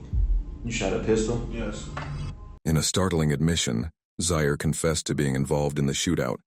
It was a major breakthrough, confirmation straight from one of the suspects themselves. But the case was still far from solved. Investigators knew that while two of the shooters had used pistols, one of them had been armed with something far more dangerous, an automatic rifle. That weapon was clearly visible in the civilian footage carried by a man who, instead of hopping a fence like the others, fled straight down Rockaway Street. Crucially, Zaire's phone data placed him running in that exact direction. While this detail cleared him of firing the round that killed Teora, the fatal bullet had come from a pistol. It also positioned him as the likely suspect carrying the rifle. To detectives, that meant Zaire was lying, downplaying his role in the shootout. And now the pressure was on to expose the truth before he slipped through their fingers. That single revelation would ultimately cost Zaire dearly. We have video of the incident. You're on camera shooting a rifle. Is it a pistol that holds, 2 rifle rounds? Like, I mean, it ain't just. It is big. Does it have a stock on it? Like something kind of modified type thing? No, it didn't have a stock on it. So describe it then. I mean, you know what it is, a rifle. His admission to carrying the automatic rifle ensured he would receive the harshest sentence of anyone involved. The presence of such a dangerous weapon alone added an extra 10 to 15 years to his prison term. But in the interrogation room, Zaire had no idea. Still under the impression that cooperation might earn him leniency, he continued to talk. In doing so, he handed investigators a breakthrough.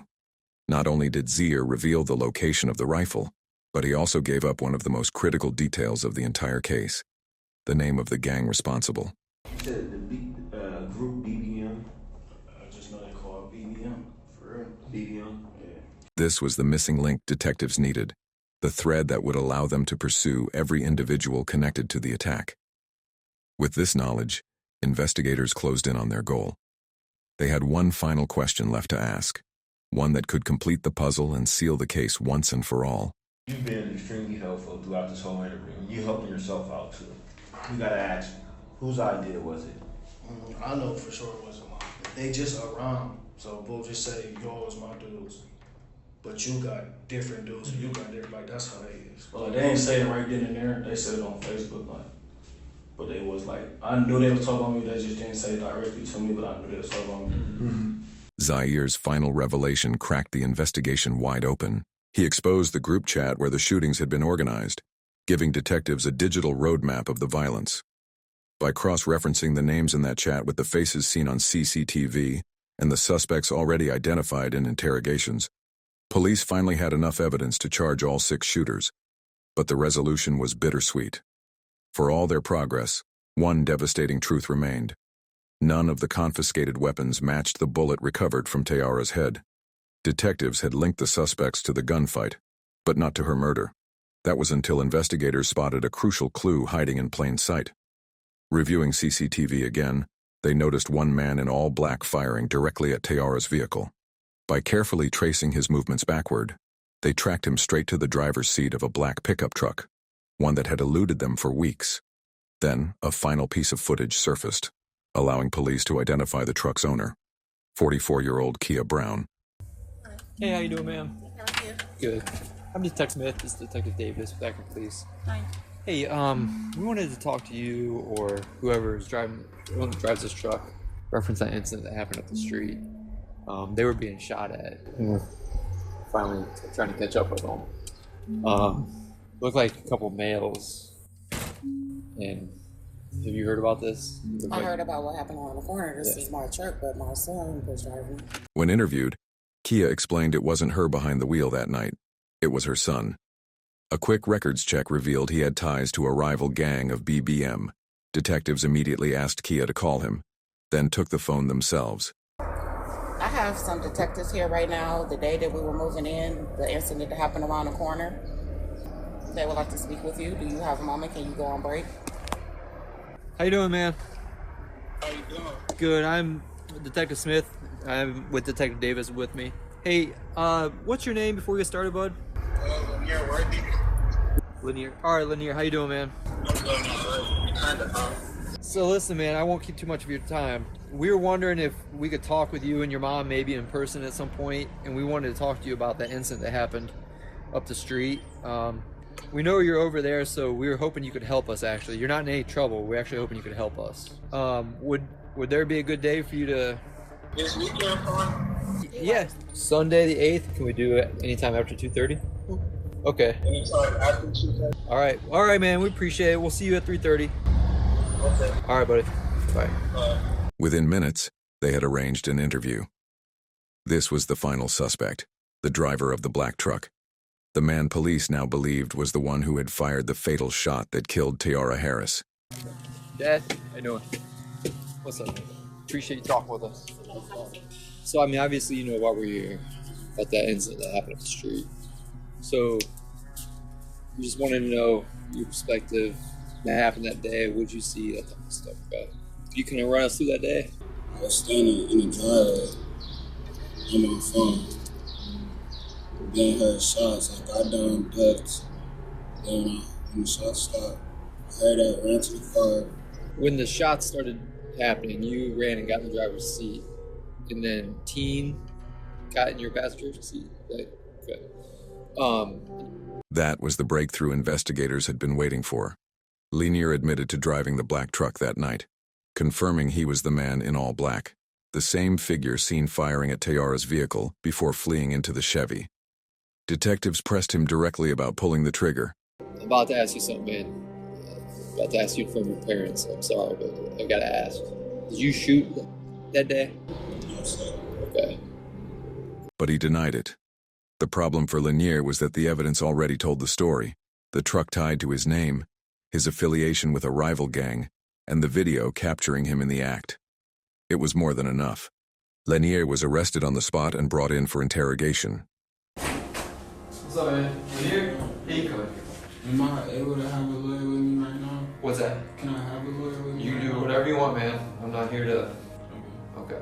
Are you saying you want your lawyer? You don't want to talk? Yeah. Okay. All right. And then came the final piece of proof.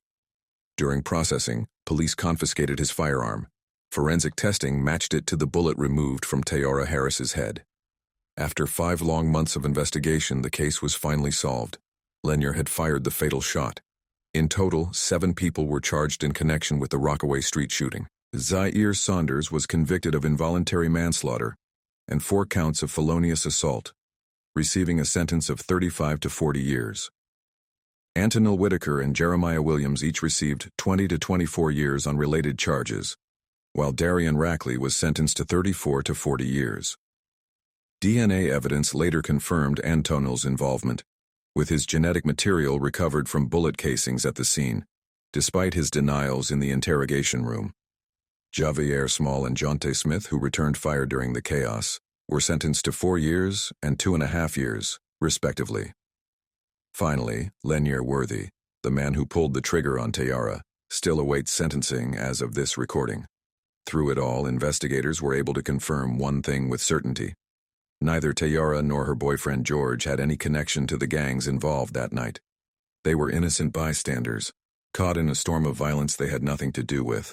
After months of anguish, the Harris family could finally see justice taking shape. Tayara's life had been stolen in an instant, but her story would not be forgotten. Do you think justice was truly served in this case? Or did some of the shooters get off too lightly for their role in Tayara's death? How can communities prevent tragedies like this, where innocent lives are caught in the crossfire of gang violence? Thank you for watching. Tayara's story is a heartbreaking reminder of how quickly innocent lives can be taken by senseless violence. Let me know in the comments what you think about this case. Do you believe justice was served? Or should the sentences have been even harsher? If you found this video informative, don't forget to hit the like button, subscribe for more true crime stories, and turn on notifications so you never miss an upload. Together, we can keep these stories alive and make sure the victims are never forgotten. Put that pistol on her head, and I pulled the trigger. Just went on. A couple seconds later, I was positioned on the bed too. I put that pistol in my mouth. Put the handle up.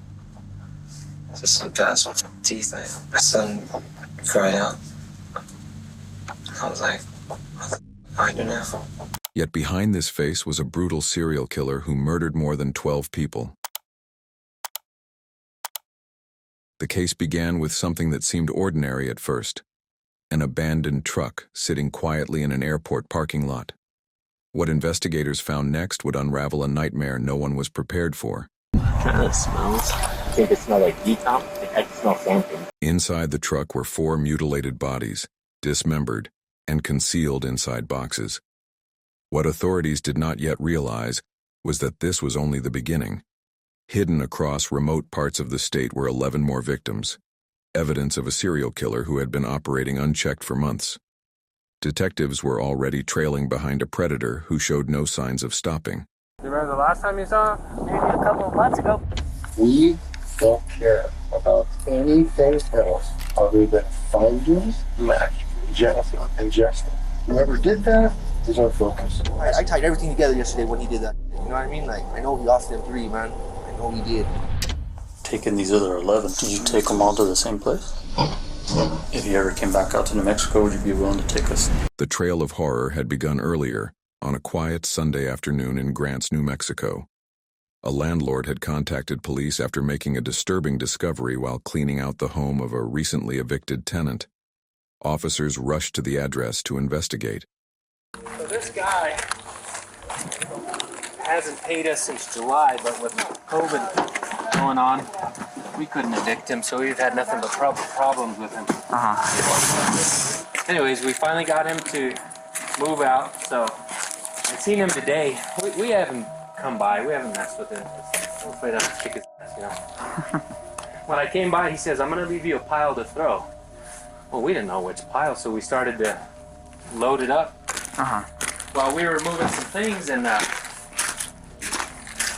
we found this puppy in this box underneath some of the kid stuff, you know. Okay. So we go to put the puppy in the bag because we were going to bury it, and then we see that they had tied a cord on its neck.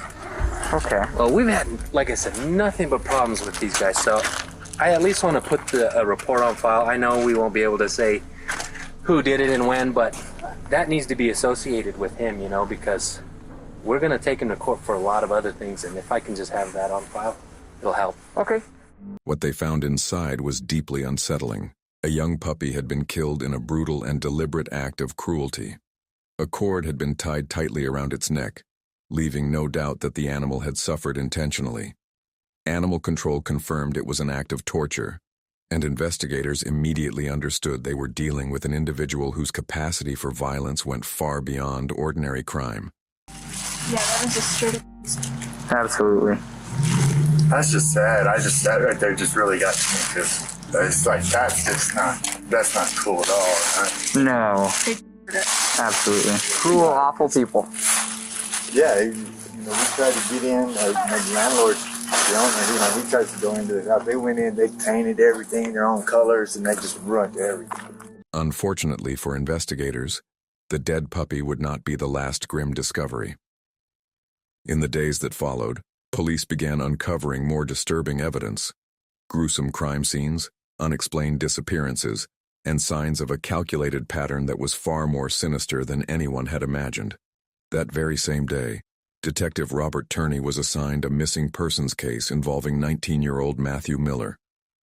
A call to 911 had been placed days earlier by Matthew's grandmother, who was increasingly alarmed that she had not seen or heard from him in nearly a week. Authorities were already familiar with Matthew. His name had surfaced before, connected to previous struggles with substance abuse. With that history in mind, officers initially assumed the disappearance was drug-related, perhaps an overdose, or another incident tied to his past. But Matthew's family disagreed. They insisted this time was different. Their urgency and fear pushed detectives to reconsider, and Detective Turney agreed to meet with Matthew's grandmother personally. What he would uncover there opened the door to unsettling new possibilities. Clues that suggested Matthew's case was far more complex and far more dangerous than anyone first believed. People call me, hey, so it's a small town.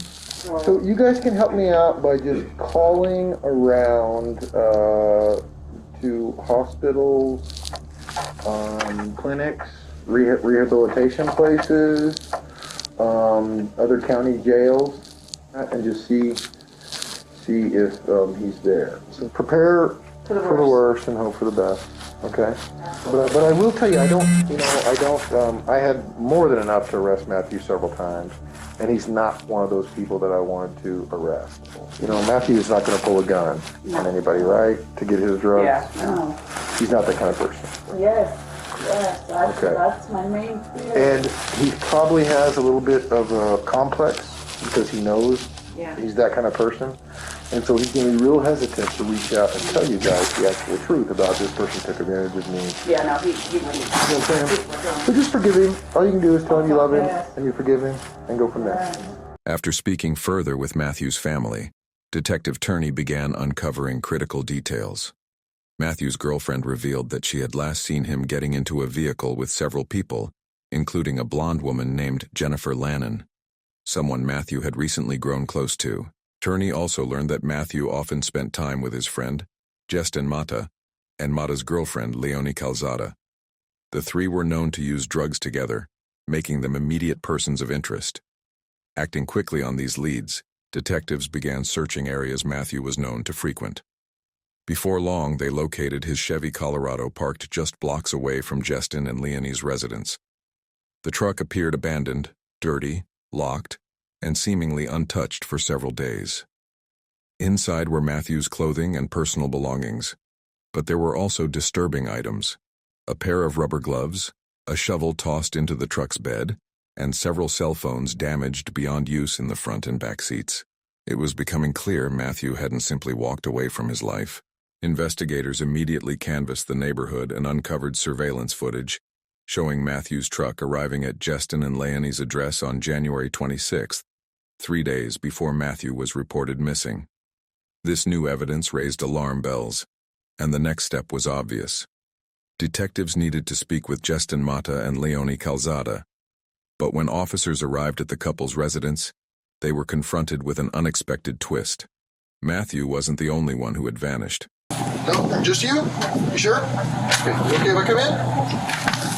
Hey, guys. Hey, my name's Robert. He's gone. He gone? Yeah. Hey, buddy. Okay. This is Leonie Calzada, the girlfriend of Matthew's close friend, Justin Mata, and someone detectives believed might hold answers to his disappearance. This is very, very important. We're looking for Matthew Miller. He's been missing for over 2 weeks. When was the last time he was here? Maybe a year ago? A year ago? When I first got this place, yeah. When I first got it, last January. He hasn't been here since then? But I know it very well. What if I got video of his vehicle? Maybe there's things happening here, bud, when you've had him myself.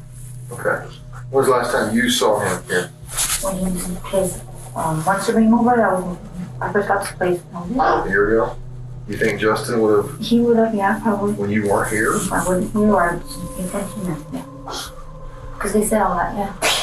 But he left on 17th and came back. And then 17, that's a long time ago. Yeah, and then I went to talk to the guy in Kingman. He's like, yeah, they left each other during the night and they're in Arizona. Do you have any kind of way to contact Justin? You have a phone number? No, he left him to go. Well, what's his phone number? Email, Facebook? He took my phone. My phone, it's not working. He took my phone, yeah. Took a wife. When's the last time you had any kind of communication with That's Justin? when he said, go by Cokes. I'm gonna go by Cokes. What I would like to do, all right, is look around your house for any kind of evidence of Matthew Miller or any kind of foul play. I'm not looking for anything other than that. Leonie told investigators that Justin himself had mysteriously vanished, claiming she had not seen him since January 17th, nearly 2 weeks before Matthew was reported missing. But her story quickly began to unravel. Leonie insisted she had not seen Matthew in almost a year. Detectives, however, had already reviewed surveillance footage placing Matthew's truck outside her residence just days before he disappeared. The contradiction raised immediate suspicion. Convinced that Leonie might be concealing critical information, detectives obtained a warrant to search her home. Did you notice anything strange that happened around here? Did you notice anything different around here? Like signs of any kind of blood? Needles? What about needles or fentanyl pills or anything like that? That's what he was using. I'm not sure though. The light stuff. Yeah. What's the gap? There's already. Okay, so I can only find one person dead in a trunk per year. That's my max. Yet despite combing through the property, investigators found no obvious signs of violence or foul play. For a moment, the trail seemed to grow cold, but Detective Turney couldn't shake the feeling that something had been overlooked. He decided to revisit Leonie for another brief conversation.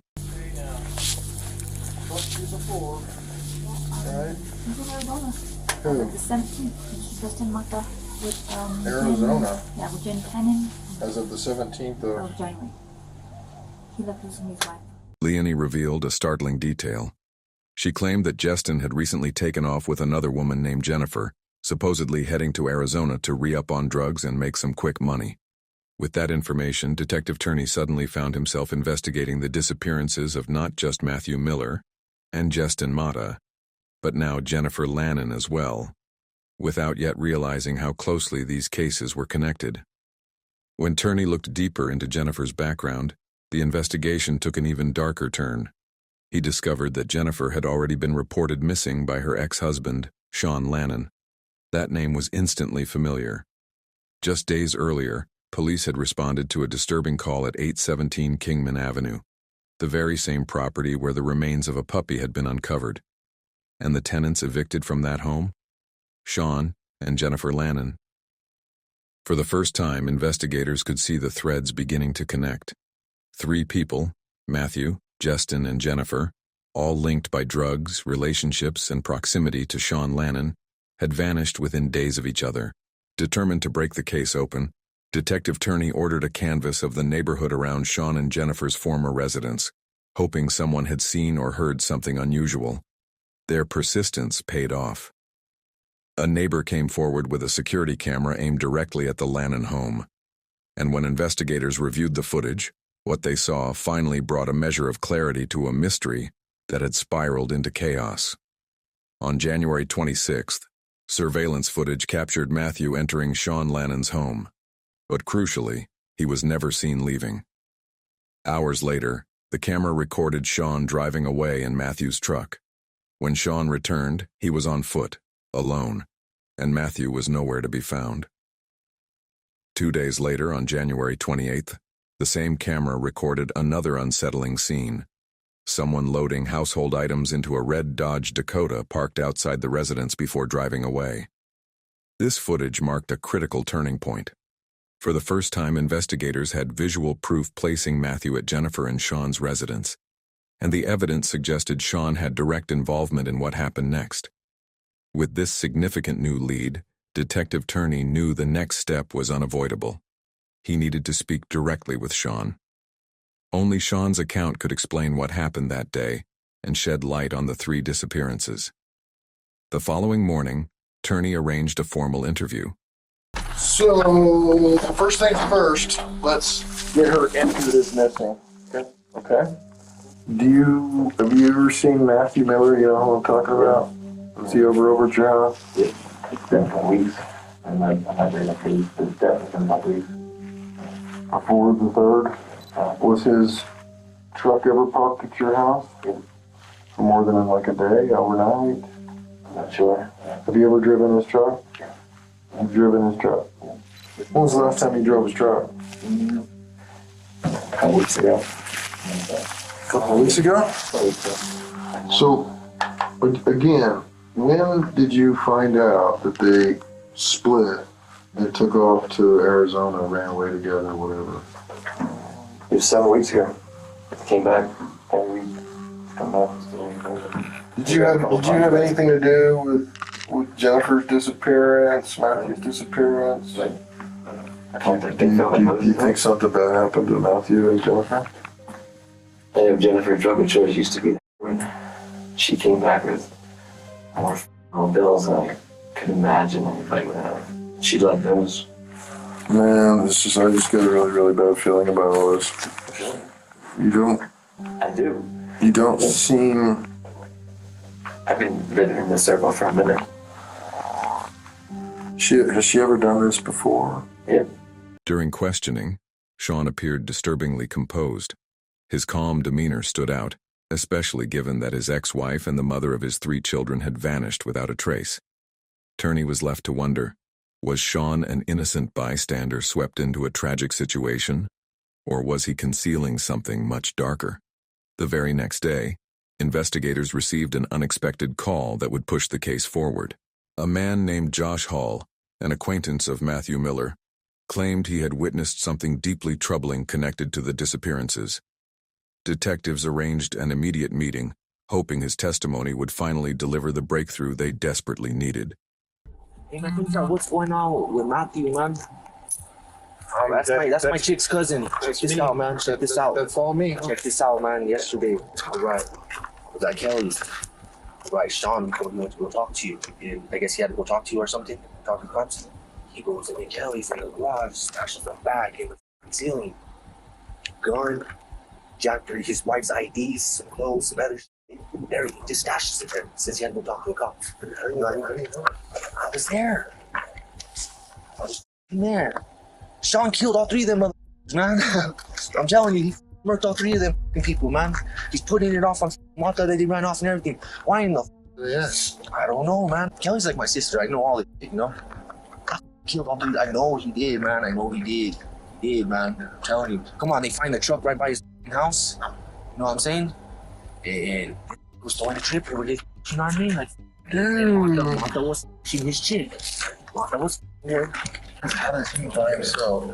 Get rid of the bodies. He's a smart man. He's kid. Come on, look how long they've been missing for. He just barely reported his wife missing. His wife's been missing since like the 23rd. Since last month, you know what I mean? She's been missing the same time Matt's been missing. And after he left and everything, to go talk to you, Kelly went in there and opened that and everything. Strap, her IDs, some other personal stuff of hers, some clothes, and I don't know what she do with it. God, she wigged out. I had her with me the whole time. She was stripping. Oh. And then Danny Limos took off with it. He was there too. Danny Limos took the gun. Took the strap. What vehicle was Danny walking. Walking? Yeah, he was walking. I'm telling you, man, like, he tripped me out yesterday. That's how I tied everything together yesterday when he did that. You know what I mean? Like, I know he off them 3, man. I know he did. Josh Hall's account added a new and troubling layer to the investigation. He claimed that Sean had arrived at the home of a woman named Kelly DeSoto carrying a bag, which he carefully hid in the ceiling before leaving to meet detectives at the station. After Sean left, Kelly allegedly discovered the bag, pulled out a gun, and handed it to a man named Daniel Dog Limos, someone well known in the community. Danny quickly took the weapon and disappeared on foot. When Sean returned and realized the bag was missing, Josh said he became enraged. He smashed his phone on the ground and stormed out, a reaction that alarmed investigators. Josh's story introduced 2 new persons of interest, Kelly DeSoto and Daniel Lemos, both closely tied to Sean and Jennifer. With Daniel nowhere to be found, Detective Turney decided the immediate priority was verifying Josh's claims by questioning Kelly directly.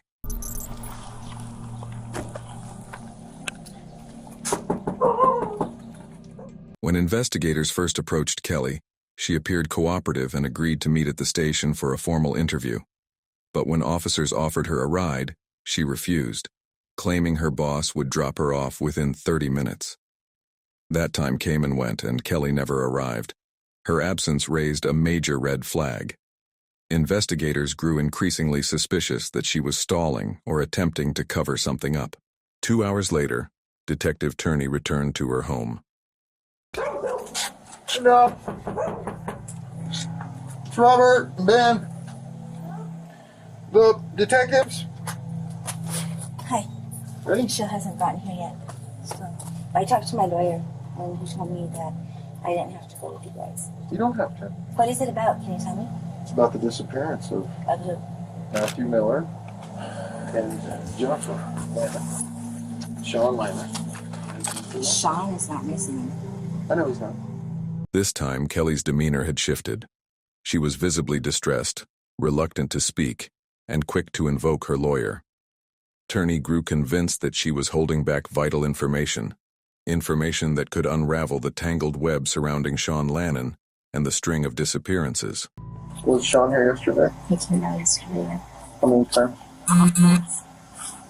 Well, He came inside. He told me that he had to go down and report Jennifer missing. Did Sean hide anything in the house that was later taken? No. Did he destroy his phone? Yeah, right here. I forgot. He destroyed his phone. Did he bring a bag inside that had a gun? No. Or any of Jennifer's identification cards? I didn't see did you look anything. in it? No, I didn't see. Did Danny Lemos take the gun later? No. Do you think he did something to Jennifer and Matthew? I honestly don't. He doesn't seem like that type of person. I think you're lying to me about the bag and the gun and Jennifer's ID. I'm not. I don't know anything about. Like, he asked me. He said, "Where's You didn't bring my?" anything in? Yeah, no, I didn't see him bring anything in. Well, you're forgetting what I already spoke with. I know. Sean has some stuff in your shed. Yeah, he when he was moving. I don't know. Any questions? Nothing yesterday? No, I don't think so. Have you went through it? No. Under mounting pressure, Kelly finally admitted that she had several suspicious bags stored in her shed, bags she claimed belonged to Sean. Detectives followed her outside, hopeful that this was the break they had been waiting for. I'm pretty sure hot cheese. Yeah. I cleaned that box there. It's not his. I don't think. I'm sure it's not. And that paint can is not his. This one? What about this one? That's his. That's his. Oh, did you let him off his house? On Jackson? Really? She let us search that thing from head to toe. And outside, too. Inside, they searched each bag carefully. But to their frustration, nothing tied directly to the missing persons. No blood, no obvious evidence, just another dead end. The trail seemed to grow colder with every step. At this stage, investigators had narrowed their focus to a small circle of individuals, Matthew, Justin, Jennifer, and those closest to them. But conflicting stories and evasive behavior kept detectives on edge. Without hard evidence, their options were slipping away. Desperate for answers, Detective Turney secured a search warrant for Sean and Jennifer's former residence at 817 Kingman Avenue. Officers approached the property cautiously, prepared for anything.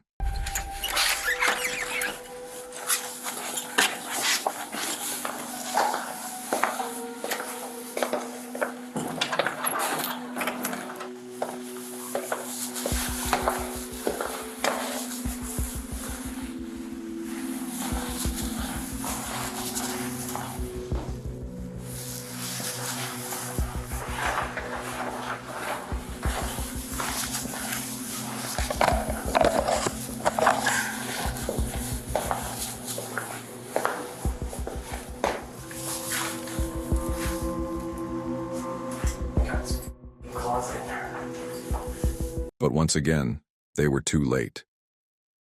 The home had already undergone extensive renovations, carpets ripped out, drywall stripped, every potential trace of evidence erased. Whatever secrets the house once held were gone. What investigators couldn't know at the time was that the critical evidence they needed wasn't inside the house at all.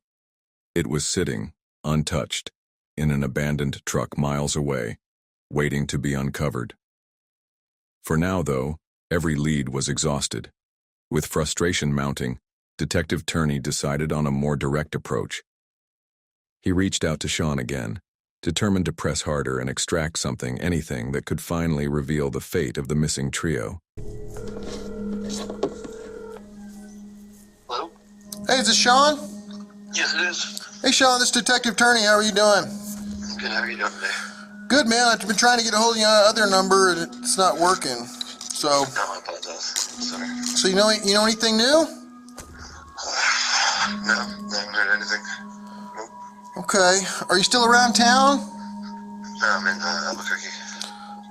No, we've made some progress here and there. I've got a bunch of pictures of different vehicles. I'd like you to take a look at, see if you could help me identify them. Good time tomorrow. I wanted to come in and stuff I got to return to the school. Okay. All right, just make sure the kids are taken care of, and we'll go from there. Yeah. All right, Thanks, we'll see you tomorrow. Bye. Thanks. Sean initially sounded cooperative, even promising Detective Turney that he would come in for questioning. But when the time came, Sean never showed. The next day, Turney went as far as offering to personally pick him up and drive him to the station. Yet again, Sean failed to appear. At this point, Turney was convinced Sean was deliberately stalling. The cat and mouse game had gone on long enough. With CCTV footage and witness statements pointing directly to Sean and Daniel Lemos as central figures, investigators shifted their focus to digging deeper into both men's backgrounds. That's when they uncovered a crucial opportunity. Sean had an outstanding warrant for failing to appear in court on a 2020 assault and battery charge. It was the opening detectives needed. On February 25th, officers tracked Sean down in Albuquerque. He was arrested without incident and transported straight to the Grants Police Department for questioning. For Detective Turney, the goals were clear: uncover exactly what Sean knew about the missing trio and determine what had become of Daniel Lemos after allegedly taking possession of the hidden gun. Let's go back to Matthew's truck. Okay, so it starts to back in there, and you're the last one who drove it. Right. So let's go backward from when you parked it. Where did you go with it that day? Do you remember specifically? The only places I ever traveled was one time to McDonald's. I thought that was the last day we ever used it. And I got Smith's. We got water, food, Walmart. That's it. Is there a tracker on the truck? My phone was always on, like pulling the line on it. I'm not going in the mountains. I have children. I don't have any bodies. Like, I was a medic in the Army. Like, I have 3 kids.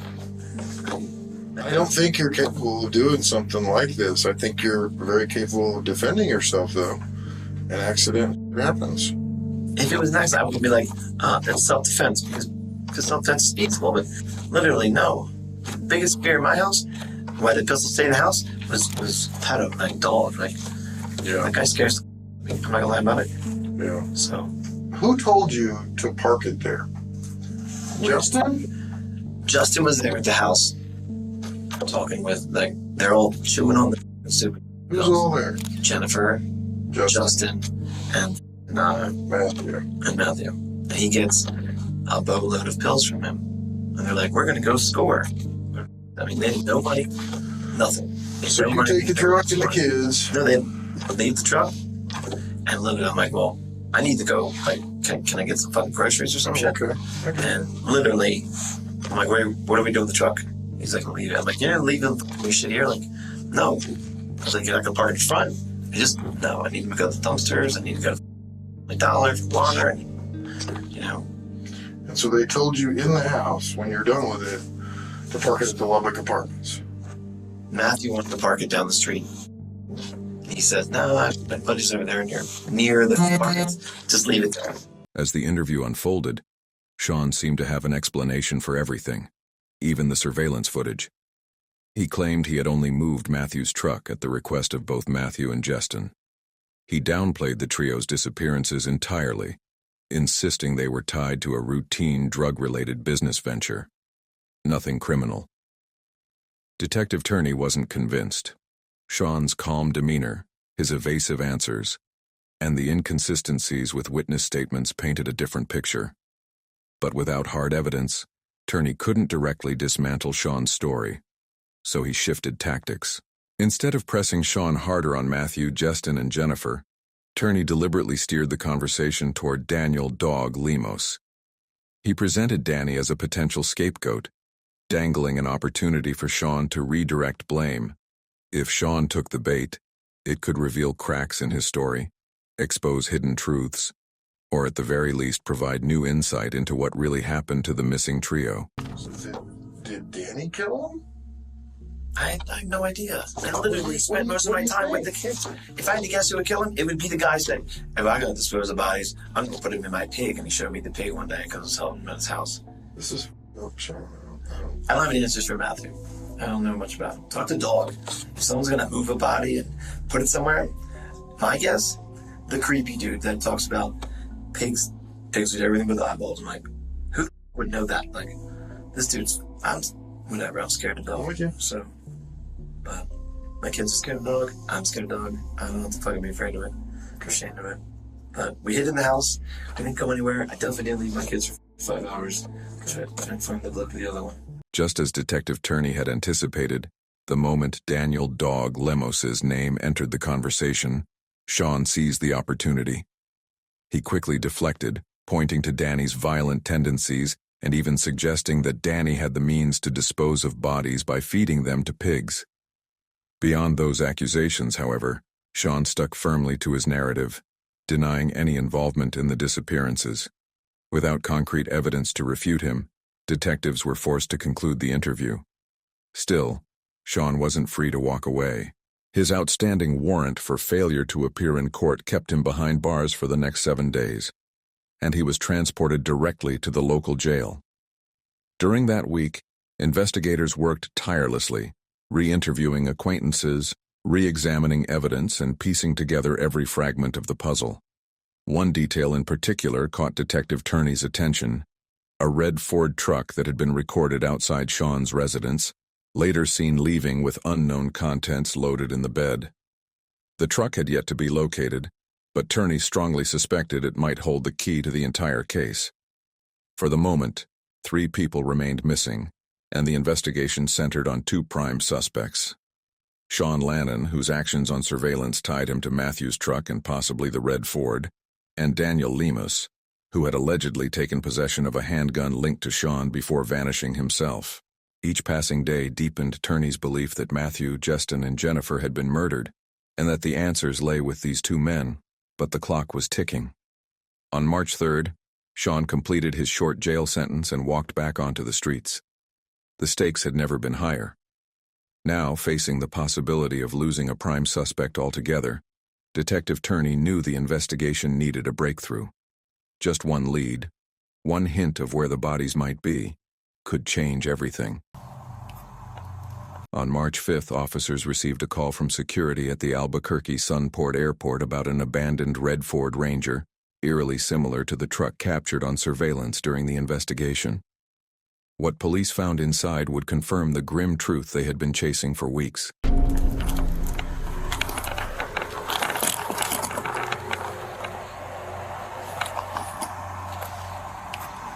Kind of smells.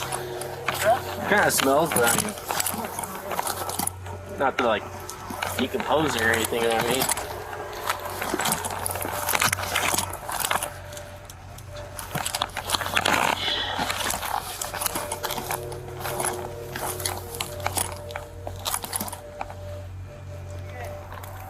I got you guys out here, huh? Yeah. We called it in by 1:30, but they said they didn't want to send anybody out here. There's a pretty foul smell coming from the vehicle. Yeah. Every so often. I don't know if you noticed. Yeah, I can't really tell what it was. It didn't really sound like, I can't really think it smelled like decomp body or something like that, but I don't know. Yeah, I can smell something, but I can't tell what it was. Honestly, it smells like dirty, like GL almost. But yeah, I don't know. But we'll check them in and all that good stuff. So In the back of the truck were several sealed storage bins, each releasing the unmistakable odor of decay. Inside lay the dismembered remains of Jennifer Lannon, Matthew Miller, and Justin Mata. Jennifer had been shot in the head at close range. Justin showed both a gunshot wound and severe blunt force trauma. Matthew bore massive head injuries consistent with a brutal beating. But the nightmare didn't end there. Beneath a tarp in the passenger seat was a fourth body, Randall Apostolon, the truck's owner. He had been bludgeoned to death, and a bloodied hammer nearby left little doubt as to the weapon used. Investigators also uncovered a disturbing cache inside the vehicle: multiple serrated knives stained with dried blood, a handsaw, and several pairs of industrial gloves. Every detail pointed to a calculated, cold-blooded killing spree. Why Randall had been murdered, or how he became entangled with the others, was not yet clear. But detectives wouldn't have to wait long for answers. Turning to airport surveillance cameras, they knew the truck hadn't driven itself there. And within hours, investigators spotted exactly who they were looking for. On March 3, 2021, just 2 days before the gruesome discovery, airport surveillance captured Sean Lannon driving the red Ford Ranger into the parking lot. He exited the vehicle and walked away, leaving behind the bodies of 4 victims. For investigators, the mystery was finally unraveling.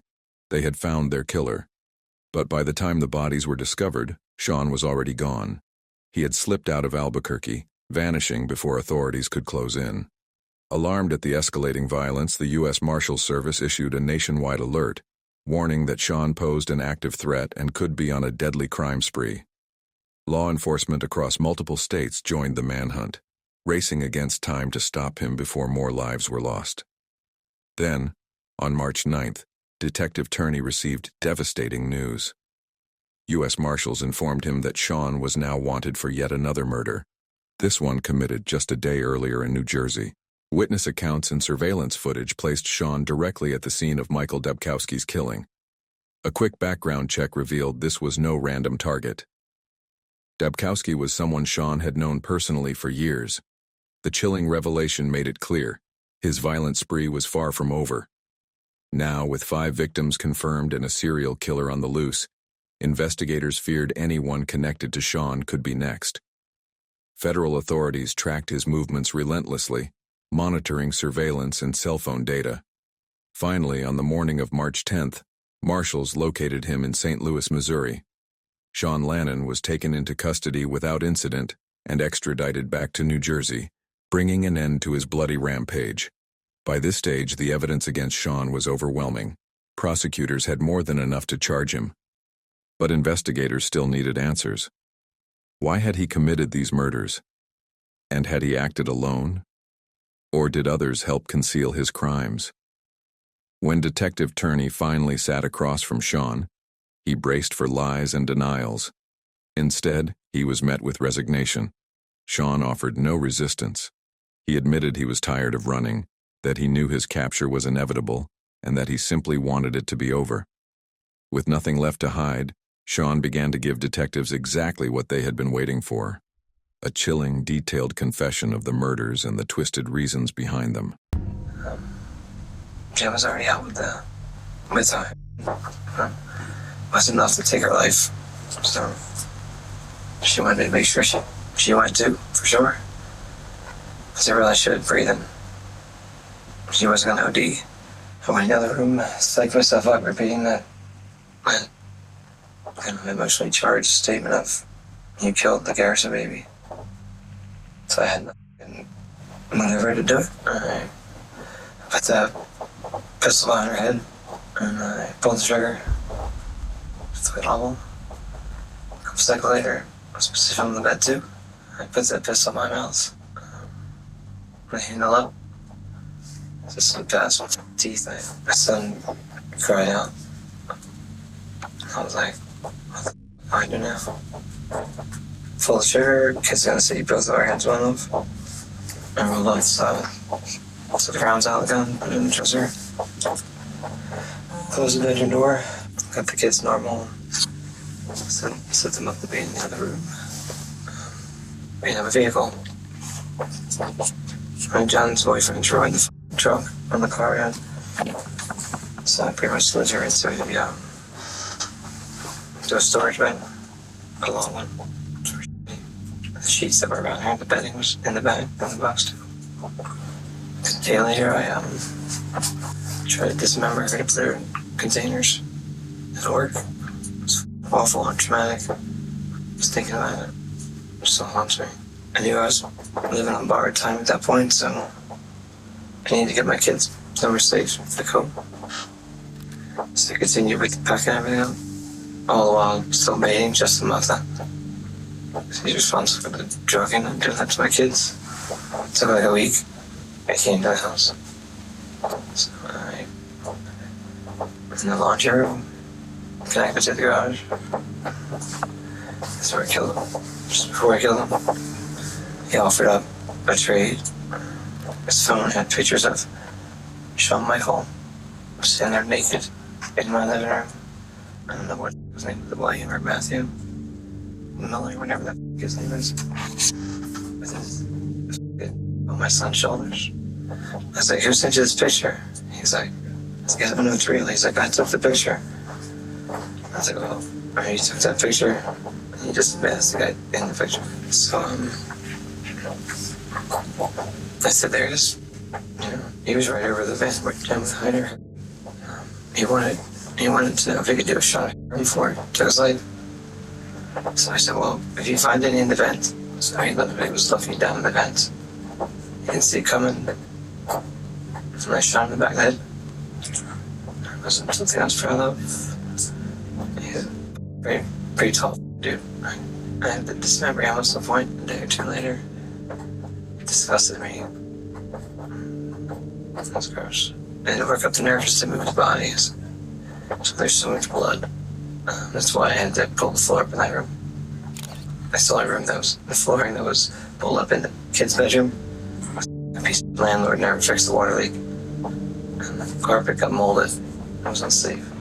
The carpet was outside the house, and so was the padding if they fell through some other reason. It was still there when it worked. It took 2 hours before I had enough the ability to even go near Justin. When you got Justin over there, was this shortly after? Like how long between the time that you Jennifer, did you shoot Justin? It was at least a week. It took a while. Did you get him to over? I was baiting as if I was Jennifer on the phone.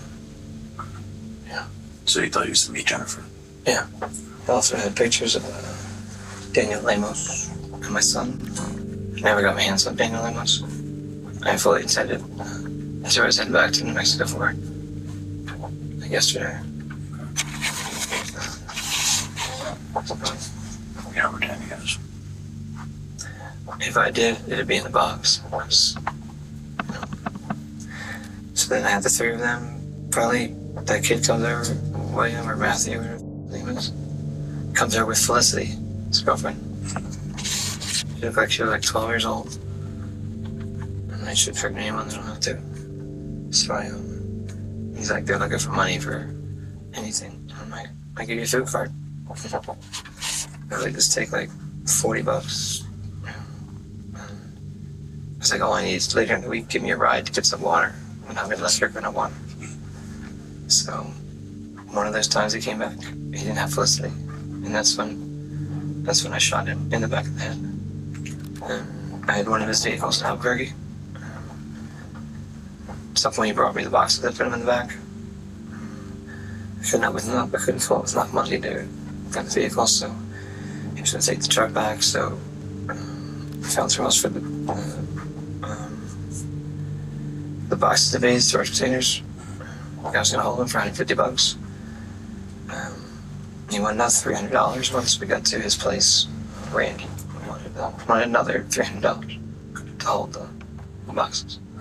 So I didn't have $300. So he's like, well, I'm going to drop you back off. So we left, came back to the Pearl. The box was still in the back. Pulled in right there. We got in a fight. I killed him in the front seat. He was in the driver's seat. Throughout his confession, Shawn remained unnervingly calm, showing almost no emotion as he recounted the killings. Even more disturbing was the knowledge that just hours after dismembering 3 bodies and brutally murdering Randall Apostolon, Sean had been sitting across from Detective Turney under an unrelated warrant, calmly denying any involvement, while a truck filled with corpses sat parked only blocks away. So, Tuesday I took the, I grabbed the truck, and I didn't know what to do with it. I don't know anybody.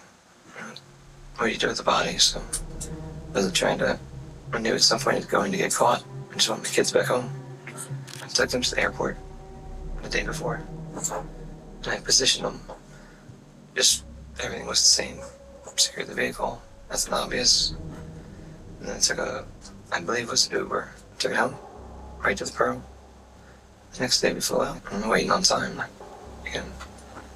At some point they'd find the bodies at the airport in the box. And last thing on my list was the man that was me as a child, my big brother. Big brothers, big sisters, whatever. They got pictures too. Wanted the pictures back. He didn't want to give me the pictures, so I started beating him. Then he gave me the pictures. It took his life. So, I'm proud of that. I'm proud of it. I did fly in time I'll make it back to finish Daniel Amos. The last known victim in Sean's spree was his former mentor, Michael Debkowski. Sean claimed that Debkowski had abused him as a child and still possessed photographs documenting the abuse. When Debkowski refused to hand over the images, Sean killed him without hesitation. But just when detectives believed they had heard it all, Sean dropped one final shocking revelation. According to him, there were even more victims. And so the other 11, you said started about 2.5 years ago, 3 years ago? And you disarmed them from guns, and you said knives? Knives, whatever. At some point, I had like almost like a pickaxe, but it was more of a pick. It swung like a pickaxe, but... Like if you had to think back, like how many out of the 11 were shot and how many were stabbed? Like if you can elaborate on any of that. 2 were shot. 2. And then how many were stabbed? Pretty much the rest of them went that way. The rest of them? So 9? He claimed responsibility for at least 11 additional murders, most of them drug dealers connected to Jennifer, whose bodies, he said, were buried in remote stretches of Malpais National Park. Detectives treated these confessions with caution. They knew Sean had a tendency to mix truth with manipulation, and this may have been a final attempt to sway the outcome of his trial. Despite extensive searches of the park and surrounding areas, no additional remains were ever recovered. His claims remained unverified. Investigators also circled back to one of the individuals Sean had directly implicated, Daniel "Dog" Lemos. On March 25, 2021, U.S. Marshals located Danny in Albuquerque and arrested him. During questioning, Danny firmly denied any role in the murders and expressed shock at Sean's confessions, insisting he had never believed Sean capable of such horrific acts. Danny admitted to taking the handgun Sean had hidden at Kelly's home, but insisted he had no idea it was tied to any murder. He claimed he quickly sold the weapon and denied any further involvement. After exhaustive interviews and a careful review of the evidence, investigators ultimately cleared Danny, as well as all other potential suspects. The conclusion was undeniable. Sean Lannon had acted entirely on his own. In October 2022, Sean pleaded guilty in New Jersey to the first-degree murder of Michael Debkowski. He was sentenced to 35 years in prison. Less than 2 years later, in May 2024, he entered guilty pleas in New Mexico for the murders of Jennifer Lannon, Justin Mata, Matthew Miller, and Randall Apostolon. For those crimes, he received 4 consecutive 15-year sentences. As part of his plea agreement, Sean will serve his time in New Jersey first, before returning to New Mexico to complete an additional 60 years behind bars. For investigators, the case was finally closed, but for the victims' families, and for the community left scarred by his violence, the shadow of Sean Lannon's crimes will linger for decades to come. Do you believe Sean Lannon was telling the truth about the additional 11 murders in Malpais National Park? Or was he trying to manipulate investigators one last time? What do you think drove Sean's killing spree? Revenge, drugs, or something far more sinister? If you found this case as shocking as we did, don't forget to like this video, subscribe to the channel, and turn on notifications so you never miss our next true crime story. And let us know your thoughts in the comments below. Your perspective helps us keep uncovering the darkest stories that need to be told. He's coming breathing. Oh my God. Baby, stay with me, okay? Stay with me, baby. You hear me? Mama and the baby, they got pumped by a car. On Monday, February 10th, 2025, emergency services in Sarasota, Florida, were dispatched following multiple frantic 911 calls, reporting a severe crash near State Route 683, North Washington 301 and 7th Street. Witnesses described scenes of chaos and desperation as bystanders rushed to assist the injured. One call in particular raised immediate concern. An eyewitness reported a man collapsed on the ground, clutching a baby in his arms. Police units and EMS personnel arrived within minutes. The atmosphere was heavy with panic, underscoring the seriousness of the situation. Those gloves outside there. Come on, baby. Yes, baby. Come on. Come on. Come on, baby. Oh my God, hold him. I need you to keep going. Stay at a pace on her chest, on her chest. He still has a cold. I got him. I got him. He's coming breathing. Oh my God. I got you, baby. I got you, baby. Chill out now. Stop moving. Hey. He's breathing. He's breathing. Jesus God. Yes. Yes. Thank you. Thank you, Lord. Thank you. Hand it to me. Oh my God. No. They're behind the... Taylor. Hey. Rio still has a pulse. Okay. Behind the headrest. Is he all right? You want me to do CPR? Hey, baby, stay with me, okay? Stay with me, baby. You hear me? She have a pulse? Yeah, she's fine. Stay with me, baby. Where? Right here. Taylor. Hey. Were they running across the street? Shut down northbound right now until rescue clears. And the mother, I'm assuming it's the mother, younger female, she's about in her 20s, also struck by the quakers. They're all three unresponsive. On the roadway, responders found a mother and her 2 young children, already being aided by passers-by. Paramedics quickly took over, discovering that the victims, a woman, her 2-year-old child, and a 5-month-old infant, were all unresponsive, but still had vital signs. The children's pulses were faint and their conditions were critical.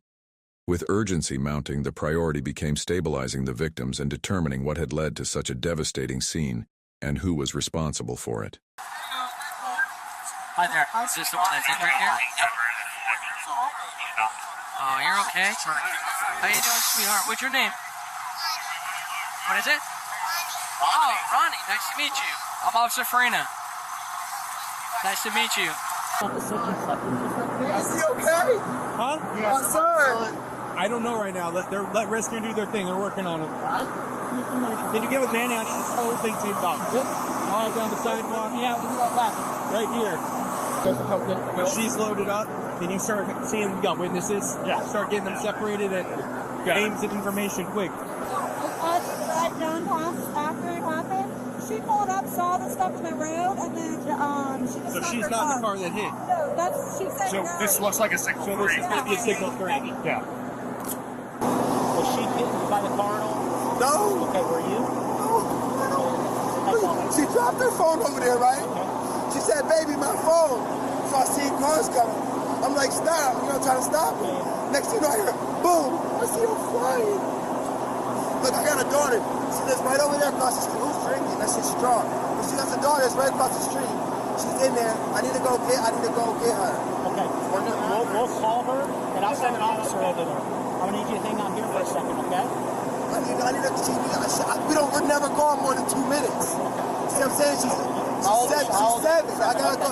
Your daughter? Yeah, right here. Is this your daughter also? This is my daughter too. That's my wife. What's your address? My address is right here, 7. We'll have an officer. I got my key. It's 1915. 1915. It's the greenhouse right there. You can't miss it. Okay. Hey, listen. You're with me, okay? Okay, come on. Let's go. I got your key right here. Hey, listen. This is hard. Listen. Need you to breathe for your daughters, okay? All right. Let's get your girl. It's okay. Okay, baby. Hey, need you a couple breaths before we get her, okay? Okay, baby. Here you go, sir. We're gonna walk back over, okay? What's your name, dear? What's your name, baby? Tell me your name. Lonnie. What is it? Lonnie. Oh, beautiful name. Mama, Rio, Ronnie. Hey, it's okay. Hey, sir, we'll tell him. Everything's Mama, okay. Listen, it's okay, okay? Everything's all right. You're gonna see a lot of lights. Mama and the baby, they got bumped by a car, okay? Yeah, they're just getting looked at. Listen, they're getting looked at, okay? It's okay, baby. Listen. Do you want to have shoes for her? Yes. Hold on, wait, baby. Hold on. Hey, girls. Bring out here. Hey, sweetheart. It's okay. It's okay. It's okay. It's okay.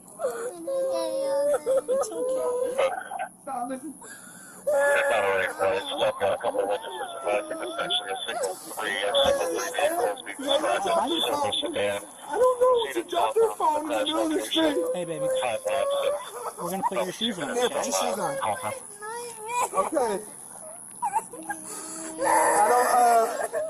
I don't know. I gotta get her phone. The baby's okay, baby. It's okay. Come here. The father of the children, devastated and shaken, told officers that his family had been crossing the street when a vehicle suddenly sped through and struck them. In the chaos that followed, the driver fled without stopping. Witnesses rushed to aid the victims, leaving law enforcement with only fragments of information about the suspect and the car involved. The anguish was immediate, the scene filled with cries of pain and panic, and every passing minute made the search for the offender more urgent. How would investigators track down the person responsible? To move the case forward, they would need witness accounts, physical evidence, and any trace that could lead them closer to the truth. I gotta get the. It's okay, sweetheart. I know, baby. I know. Come here. We're gonna walk this way. It's okay. Just hang out right here for a second, right in this corner. Did they get him to the hospital yet? They're already gone? They should be. Just hang out right here. Sarge! Just hang out right here. Here's your bag, baby.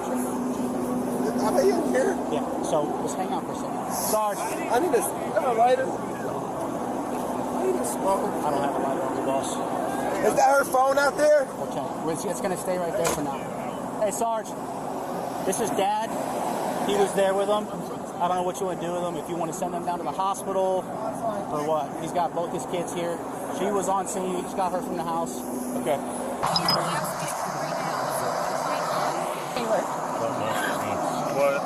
What's the boyfriend look like? Donzel Black has some facial neck tattoos everywhere. They live right over here. Where is this? Do you know where the boyfriend is? The boyfriend is down the other corner on that side of the road. He goes this way. All right, Mr. Donzel. Yes, sir. My understanding is you were here and you saw this happen. Is that correct? Yes, sir. All right, tell me what you saw. So, we was at the house. We took a shower. We went to go get some cigarettes. So we're walking out of the house. We go in there. We search the store. We get a couple things. Which store? Speedway. I'm sorry. Speedway. I'll No be problem. Yeah, I'll be more specific. Yep. So we no, go it's into okay. Speedway. Did you walk? Yeah, we walked with my son. Rio was in a stroller. Yep. Kylan was on my wife Taylor's chest in the holster. Yep. So we go in the store. We get what we need. We come back out. We're walking. We're walking out of Speedway. Yep. So we come to this corner stop sign right there. And you're pointing towards 7th here. Yes, right now 7th. Yeah. And then as we see that the left side coming is clear, we start crossing. Mm-hmm. Next thing you know, I hear, and then I hear Taylor like, "Oh, babe, I dropped my phone." So I'm like, "All right, I'm gonna get it, babe. Don't worry about it." She said, "They're gonna hit it." And then so I'm going out there and I'm trying to stop the car so I can get the phone. Yeah. And next thing you know, I hear boom, and then I turn around and I catch a glimpse. And then I see him land, so I go over there and try to attend to him real quick. And this is my wife and Colin that's in this. Where were you standing? I was standing So you got 2 lanes here. Okay, yeah. These are the southbound lanes. Can we walk to the curb so you can kind of exactly where. Okay, I got you. You can kind of see where they get them at. Yeah. Show me where you're standing. And show me where they were. She was kind of far. I don't understand why she was that far, but I think they hit her like somewhere right here. Did she drop her phone? Yes, her phone was right here. Her phone was back here. Yeah, somewhere right here. So Okay. we come off the Careful. curb. Sir, be careful. Oh yeah, It's okay. Yep. So I'm just gonna walk. Okay. Okay. So we come. So and I'm right here, and we're walking. You know, we're talking normally, just like this, in an angle. Yep. About to go this way. Ronnie's right there. I'm like, Ronnie, get over here. So I go grab Ronnie. That's why I'm here. Boom. So I stop. So you're there. She's like probably like, well, I'm walking. You tell me about like I don't know, maybe right here. I think it's that maybe. I don't know. Was she over here? No, she was like she couldn't be in that lane. She had to be at least. So where did she say? Her phone was like right here somewhere. Okay. And then so I'm like I come back and I'm trying to get the phone, and the next thing you know I hear boom, and then I turn around, and that's when I see, and that's when I go running. And so I get her. I didn't see Rio yet. And that lady car was backing up, and that's when I see Rio. So I went and grabbed Rio and came back to her, and I strapped the baby off her chest. Okay. And I had her, the baby, and Rio, and then the people was there. So I started, I had them grab the babies and stuff like that, and then I got her because she, everybody was breathing, but her. Rio was still breathing. So I try to, and right. And that's when they call 911. So you're here clearing this lane? Truck, if I'm not mistaken. So you're clearing this lane? Yes. And you're going to go back to get the phone? Yes. So you're facing east this way? Yes. I'm like and that's when you hear the and boom. that's when I didn't even see it. That's what I'm saying. Like, Yeah. I don't understand. Like, that's what I don't. So you think she was somewhere? She could have been strolling like this, maybe looking back. Yeah. Okay. I don't know. I don't know what she was doing, but I really don't know. Okay, like, we'll go back over here and have a scene. We'll talk. So No problem. No problem. You attend to your loved ones. Yes. And what happened? Did you call 911? No, I couldn't. No, because I don't think I had my phone on me. My phone was at the house, and her phone was in the street, and I didn't want to go run and grab the phone because I was trying to attend to them. So I'm yelling to call 911. Who grabbed your wife's phone? No one grabbed it. No one grabbed it. You think it's still out there, maybe? No, it ain't. It's gone. It's gone. So maybe it's in her pocket. We're not sure. No, so, okay. There was a phone out there. Was there? Right now? No, not right now, but there was. Yeah. Okay. Yeah. Okay. Well, we'll try to find it. Yeah. You remember it being in those lanes, but it's not there anymore. Is what you're saying? No, I don't know where it's at, but I could have sworn because there was a truck parked right there. Yeah. A bus. Like a transport bus, I think, and it was kind of like up was under it a there. scat so bus? where's that officer at? Was it a scat bus? I don't know. Was here? I can't remember what it was. Like people exactly. get on the bus and they take it around the city type bus? No. No. I don't know what you. No. Like a full-size bus you would get on and pay to take a ride on? No. No, not public transportation. No. Okay, so this is after. I didn't go get the phone until after. No. Yeah. You know what they wouldn't let me get it though. They just said I couldn't get the phone because it's all. Right. Now it's like all kind of evidence. Yeah. Kind of piece things back together. You never saw the car that was involved in the accident? I don't. It's perfectly okay. Could have been like black, maybe. I really don't know, honestly. Fine. This car over here, where they just like a witness, they try to get out and help. I don't know. I don't know what happened. Rio was by their car and they was backing up, and that's when I heard them yelling. That's when I seen Rio, so I went and grabbed Rio. Yeah. In a formal interview, officers sat down with the main witness, the father who had narrowly avoided being struck himself. Together, they attempted to reconstruct the moment of impact. According to his statement, it all happened in the blink of an eye. One moment, he was with his family. The next, he watched in horror as they were struck down. His recollection of the vehicle was minimal. No clear description, no license plate, just a flash of movement and the sound of impact etched into his memory. Still, investigators knew that even the smallest details could prove vital. Though the path ahead appeared difficult, authorities were resolute in their commitment to uncover the truth and deliver justice for the victims. Can you tell me what we saw, what happened? Well, I was coming down this road to go dancing down Fruitville. What lane were you in?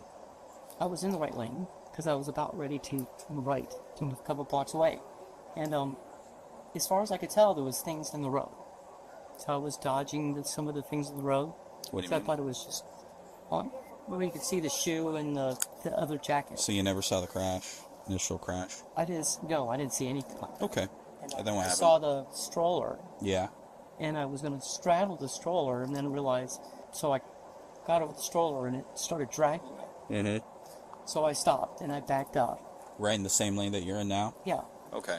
And then I jumped out of the car and I saw a bunch of people standing next to the curb line. Uh-huh. there was a woman laying on her face, but they couldn't seem to revive her, and there was a baby. And they said call 911. Okay, and you called 911? I tried to. What happened? Well, by the time I started calling 911, a bunch of police came by. Okay, so no problem. Law enforcement's are on scene. Yeah. All right, no problem. Did you see the car involved? No. Okay.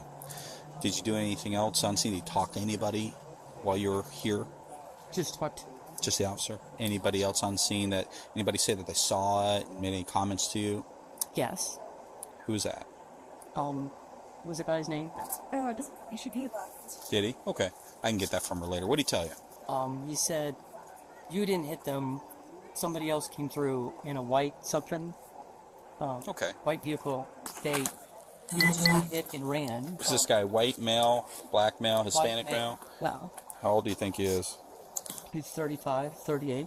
I said I didn't hit them, and he Yeah. said you hit one of them. I remember he but Gotcha. the people over in the curb said I hit somebody. I didn't hit anybody. All the mess was already in the road. I understand. I'm just making a quick note. Walked. Did he tell you anything else about the car that he saw? Yeah, he told them to make, but I don't remember the make. Okay. As officers canvassed the area for more information, one witness provided a lead that would help jumpstart the investigation. The woman admitted she hadn't seen the crash itself, but relayed what she had heard from another bystander, that the vehicle involved was white.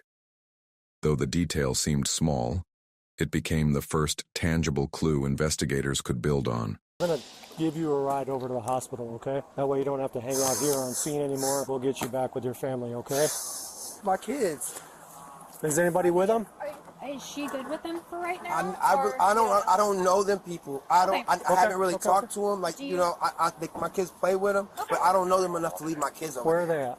I know. They're down the street. I want them to go to their grandma's.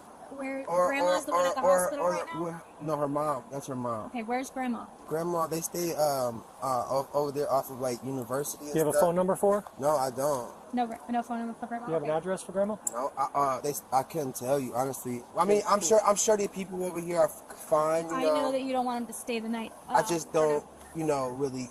I'm sure once we get up there with Chrissy, you know what I mean. I'm sure we can go from there. Let me see. Let me make sure I got the best phone number for you, okay? We'll confirm it. I'm going to go check with those people to see, are they good to hang out there until one of you clears up at the hospital? B0. Well, I got their number and stuff, so. Yes. Okay.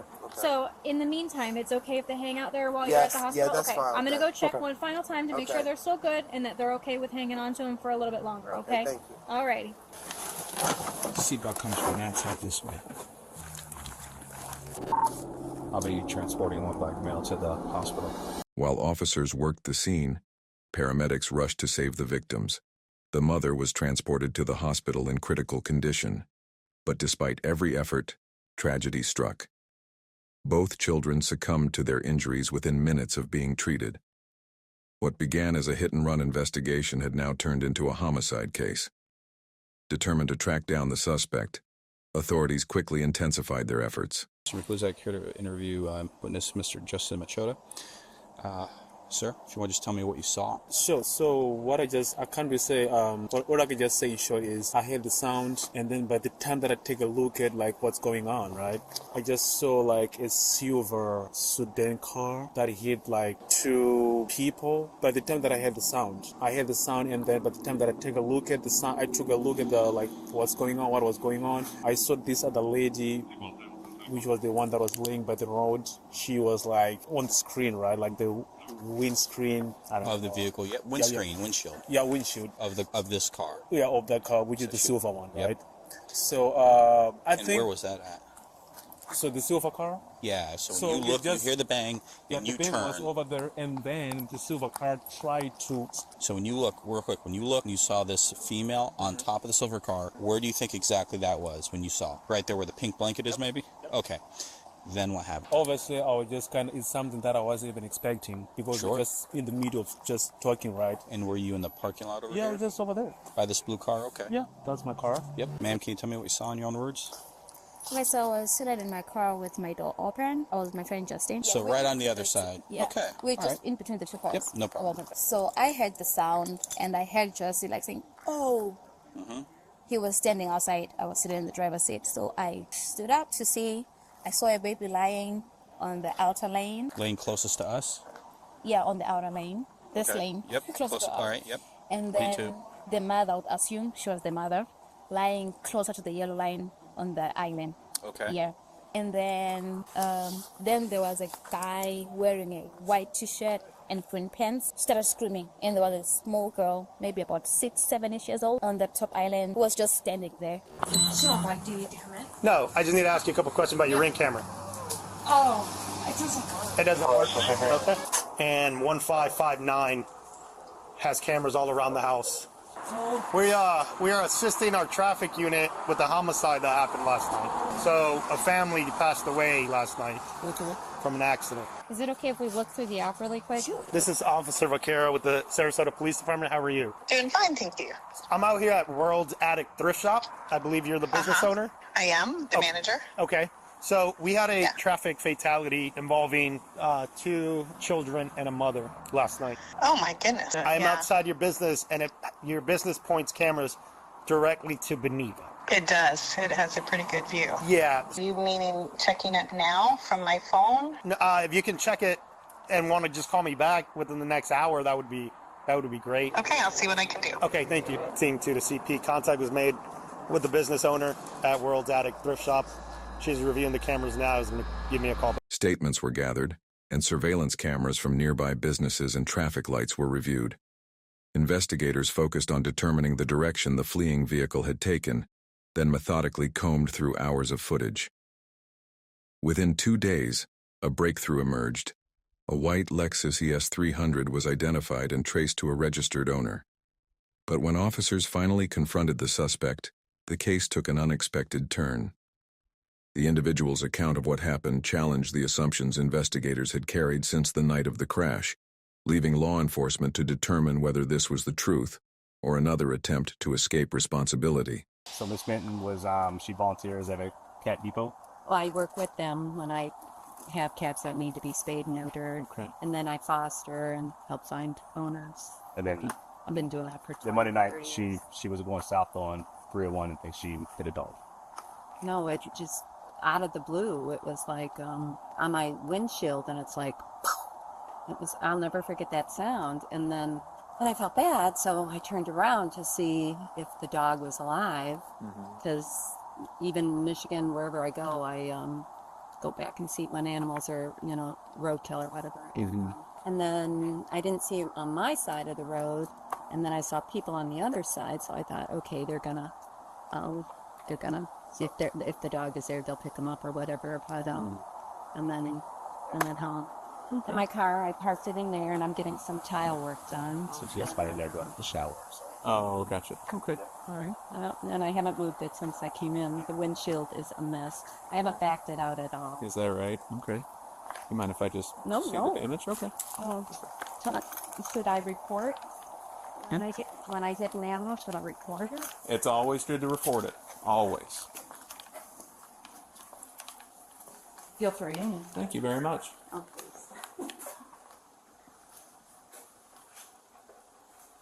Sure.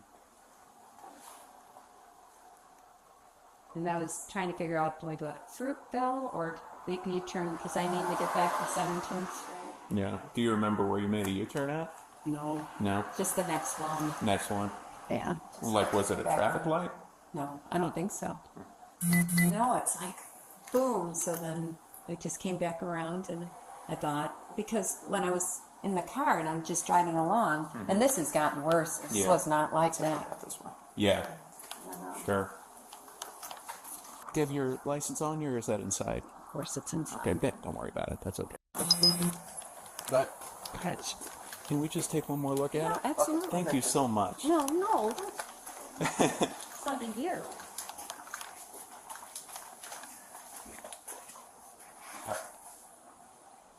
Yeah. Okay, so what's going to happen is we have our document team, our forensics unit coming in. They're going to photograph the car as it is before it's this. Okay. Then we will ask him to move, unless you want to have him move now. That's 100% up to you.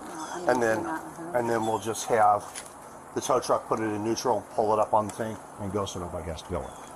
Okay? So nobody has to look? Nobody has to be inside. And then once we get the photographs, we'll go in and get the cat food. Is it in the trunk or is it in the back seat? No, trunk is. When questioned, the vehicle's owner, identified as 72-year-old June Fenton, gave a statement that left investigators uneasy. She told officers that on the evening of February 10th, she believed she had struck a dog. According to her, when she turned back toward the area, she noticed a crowd already gathered and chose to drive away. Her demeanor during the interview was calm, almost detached. She didn't appear to be concealing anything or deliberately fabricating details. But her account raised troubling questions. How could someone mistake a collision involving a mother and 2 children for hitting an animal? And why did she find nothing unusual about seeing terrified bystanders surrounding victims lying unconscious in the street? Detectives knew her explanation could not stand on its own. A full forensic examination of the Lexus was ordered to determine whether her version aligned with the physical evidence. Step by step, investigators worked to either validate or dismantle her claims. All right, so how about if I see how much longer? Because can I ask you what time that is? It is 1:11. Okay, so it's early for him to be back. Okay. But yeah, if he needs to, if he's on an area that he wants to stop and move this real quick, and then that's fine with me, just so we don't have to desert. There's really nowhere for him to move it. That's probably their HOA present. It's like, no, see chill. Who? Which one?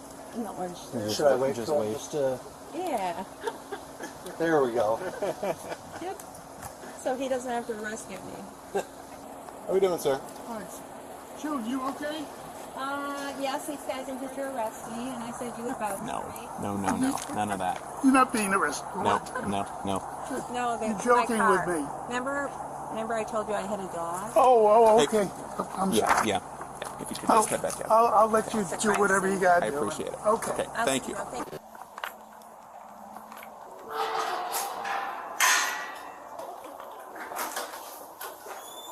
Hey, June. You can't get enough of me, can you? Ma'am, I'm here for the case of her lost. I'm here with Officer Plumley. So, the protocol, we have what do you call it? Proper cause affidavit for your arrest for this case, okay? Okay. So, we did reach out to everybody necessary and stuff like that. So, if you have everything you need, we are going to be going to jail today. Okay, so I'm told just to not really bring anything. Yeah. My well, phone just is. yeah. Like whatever I bring, you're gonna lock up. Is that when right? you're talking to your attorney? Mm-hmm. If That's what this, it told me. okay. Yeah, no, please do. I just want the kitty. It's going to be about a 15-minute drive or so to the jail, and we'll get you processed through there, and Thank you. should get your attorney a call. Thanks. And then I'll get you buckled in. Watch that seatbelt. Do you understand each of these rights I have explained to you? Talk to us now. No, not at this time. Thank you, ma'am. Buckled in. I should this. Weeks later, their suspicions were confirmed. Forensic results tied Fenton and her vehicle directly to the crash. She was placed under arrest and formally charged with 2 counts of leaving the scene of a crash resulting in death and 1 count of leaving the scene of a crash resulting in serious bodily injury. In court, a judge set her bond at $650,000. Now, the elderly woman faces the possibility of years behind bars, or probation depending on her prior criminal history and the court's ultimate ruling. Do you believe June Fenton truly thought she hit a dog? Or was that just an excuse to cover her actions? What punishment do you think is fair in a case like this? Years in prison, probation, or something else? Thank you for watching this case breakdown. Stories like this remind us how quickly lives can change because of one reckless decision. What do you think about this case? Share your thoughts in the comments below. If you found this video informative, don't forget to like, subscribe, and hit the notification bell so you never miss future true crime stories. Hi, good morning. I'm so sorry. I'm super embarrassed. Hi, puppy. 74-year-old John Arthur Gautreau, a longtime Hayward, California resident, believed he was speaking casually with a new acquaintance. What he did not realize was that the man sitting across from him was an undercover officer, and decades of secrets were about to unravel. I was turning around in your driveway, and I accidentally hit your car. Which one? The one parked in the driveway. Do you want to maybe take a look to see if we should exchange insurance information? Take a peek. Oh man, I'm so sorry. So embarrassing. Sheriff's office. Yeah. Go ahead. Hands behind your back. Wait Face a the minute. car. Go ahead and face the car. All right, watch this. We'll talk to you in a minute. Anybody else in the house? No, my wife's at work. Moments later, deputies conducted a routine pat-down before escorting John to the front seat of a police vehicle. Take a seat. You want to rest on that You're seat? gonna close the door, make sure the dogs. Yes. We'll take care of your dog. Okay. Yeah. Although he had not been informed of the reason for his arrest, he appeared strangely composed, going so far as to compliment the deputies on the effectiveness of their ruse. Good line for coming out of the house. Get that guy out of the house. The arrest was the culmination of months of work by cold case investigators in Santa Clara County. A murder investigation that had remained unsolved for 45 years was reopened, this time with the power of modern forensic science. DNA recovered from the original crime scene was matched against a public genealogy database, leading detectives to construct a family tree that pointed directly to John, a husband, father, and former Boy Scout leader, as the prime suspect. Now, investigators brought him into questioning, determined to uncover the truth. Was this respected family man an unfortunate victim of mistaken identity? Or had he been hiding behind a carefully constructed life while concealing something far more sinister? What follows is drawn from official police records, with footage rarely seen by the public until now. So I'm Sergeant Cortez, okay? I'll let you know what's going on and why you're here today. Yeah, okay? I'd like to know. Yeah, absolutely, of course. Before I let you know what's going on, I just want to get your personal information. Just confirm your name. Your full name is John Arthur Getreu. Getreu? Getreu. Okay. Were you ever in the military? No. No. Have you ever been arrested in the past? No. John began by recounting the early chapters of his life. He was born in Newark, Ohio, and spent much of his childhood relocating as a result of his father's long career in the U.S. military. His teenage years were largely shaped by life abroad, particularly in West Germany, where his family lived on a U.S. military base. Now, you mentioned that he had never been arrested, and I found out something happened in Germany. Okay, Can you tell me about that? I was arrested in Germany. Okay, what happened with that? Can you tell me about that? I was accused of murder. That background stands in stark contrast to the reason he now sits under suspicion: the accusation of a brutal murder committed decades earlier. Tell me about what happened. What was the accusation against you? I killed a chaplain's daughter. Okay. And that was all I knew. Okay. Do you remember what happened? No. With this young female? No. No? I didn't even know her. In 1963, a 15-year-old girl named Margaret Williams attended a Saturday night dance at an American youth club. At just 18 years old, John reportedly encountered her afterward on the street and offered to walk her home. By the next morning, Margaret's body was discovered on a baseball diamond behind the club. She had been physically assaulted and strangled. You didn't even know her? Why did they arrest you? I mean, Probably the next day. Okay. After they found the body, I guess. Okay. How did they tie you to this body? How did they connect you to this body? Somebody had seen me, walk that direction or walk towards a school, or Okay. it was an elementary school. Okay. Did you, I don't know the details of what happened. I don't know the details either, so. Okay. Did you actually meet this young lady? That's what they say. Although John insisted he was innocent, a German court found him guilty of Margaret's murder. He was sentenced to 10 years in a juvenile prison, though his age meant he served only about 2/3 of that time before being released. And so you spent actually 6 years in prison? Something like that. Wow. And then how, after you were released, what happened? I just was dropped off at McGuire Air Force Base, and my father picked me up, and that was it. That was it? You came back to the United States? Never heard a word from him. Nothing. Okay. Upon his return to the United States, John eventually settled in California. But by 1975, his name would once again be tied to the shadow of another violent crime. And then at some point, There was another accusation against you about a sexual assault from the Palo Alto Police Department? Palo Alto Police Department. Okay. That's when I was the leader of an Explorer post. Okay. Can you tell me about what happened there? Nothing. Okay. You know, I It's was just accused, interviewed, and that was it. Okay. What's this allegation? I got to ask you. Yeah. You know, this allegation that this young girl made against you that you sexually assaulted her. Did that actually happen? No, not that not that I know of. And if I was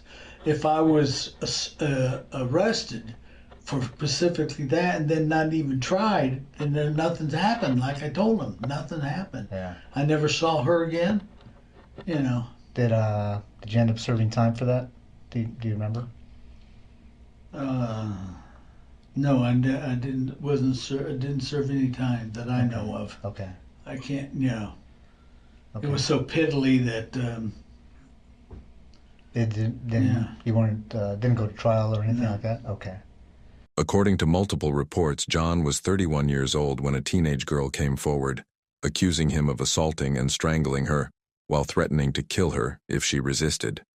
The case resulted in a 6-month sentence, though John ultimately served just 30 days on weekends after 5 months were suspended. So I want to tell you a little bit about my investigation, okay? Are you familiar with the with Palo Alto area, Stanford area, the hills in Stanford? Yeah. You ever go out there? I was a scout leader. I traveled all those hills. What hills? Which hills are you talking? Well, we were out in the Bay, Half Moon Bay Hills. Okay. And I traveled up through there, hiked with the boys. Did you ever go in the hills, like in the area around Page Mill Road? Page Mill Road, like just west of Stanford? No. No, you never went to that area? No. Okay. So I'm investigating there's a murder up there in the hills. Would there be any reason that you were ever up in those hills? No? No.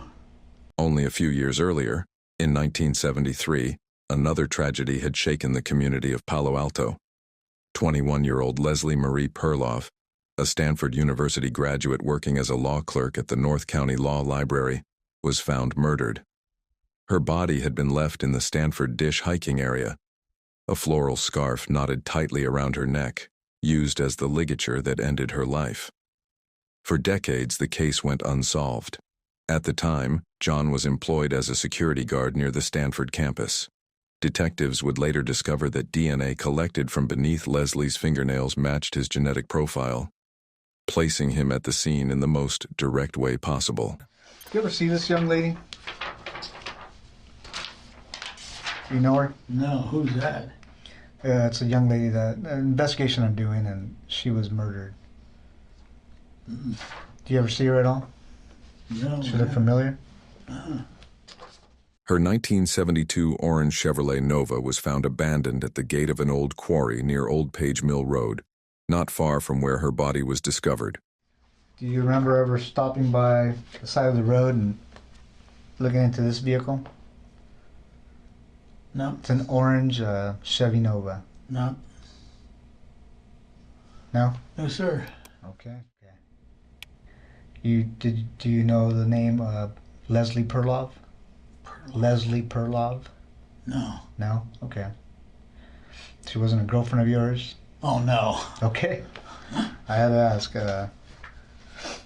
She's cute anyway. Yeah, very. That would very be cute. she'd be about 18 years old, I guess. Okay. At Stanford. Yeah, Stanford graduate. Yeah. But that's it. I don't even recognize her. In a calculated move, the sergeant interviewing John withheld a crucial detail, that Leslie was a Stanford graduate. Why do you say she's a Stanford graduate? Well, just by the way she dresses and all in this area, you know. Sure. But, you know, I didn't say graduate either. I said, you know, she's a college kid. Oh, okay. Now this young lady was obviously murdered, like I said. She was strangled. Mm-hmm. Would you ever think about doing anything like that? Nope. I know that you were accused of a sexual Yeah. assault, right? Would you ever think about committing a sexual assault? I have no reason for it. And I'm going to ask you these tough questions because it's just part of the investigation. When you were younger, did you ever fantasize about sexual assault? It's what it sounds like by looking at my record. Yeah. Or killing a young woman? Okay. No. In this investigation, if your DNA was on this young lady, how do you think? Why would you think your DNA was on her? Haven't the slightest idea. Were you involved in the murder of this young girl? Nope. As the questioning continued, John, unaware of the trap closing in, edged dangerously close to revealing more than he intended. You know about DNA and how it's transferred, right? Yeah. This can be how it's transferred. I can always just tell. Okay, tell me about that. Yeah, one is semen. Okay. One is from the mouth. Sure. Yeah. That's the only two that I know of. Okay. Now, if there's some that are bodily, other than these two transferred, then it's totally different. Okay. And you know about technology now, advances in technology is getting good. Yeah, so they're catching them every day. Yeah. How do you think your DNA would be on a person? Don't know. Don't know. Okay. Especially this person or these two persons. What two persons? Well, that you're talking about. Yeah. The two young women. Okay. I showed you a picture of that one young lady. Yeah. No. Okay. What's the second young lady? The one up on the one up on the hill. Okay. Yeah. There's two different places you're talking about. Okay. One of them's up on the hill? Yeah. Okay. And then up on what hill? Well, you mentioned the hill. Yeah, you mentioned it. I mentioned the hills. Yeah. Okay. And what's the other one? Because I don't remember another one. Well, there's the two girls. It's not both the same place. Okay. I mentioned one girl up on the hill. Yeah, they're okay. Wherever she was, wherever the second girl was. Oh, okay. Unbeknownst to the sergeant, Leslie's murder was not the only tragedy to strike the Palo Alto area. In 1974, just 1 year after Leslie's body was discovered, another young woman was found dead under disturbingly similar circumstances. 21-year-old Janet Taylor was left along Sand Hill Road, within the same Stanford Dish hiking area. According to investigators, she too had been assaulted and strangled.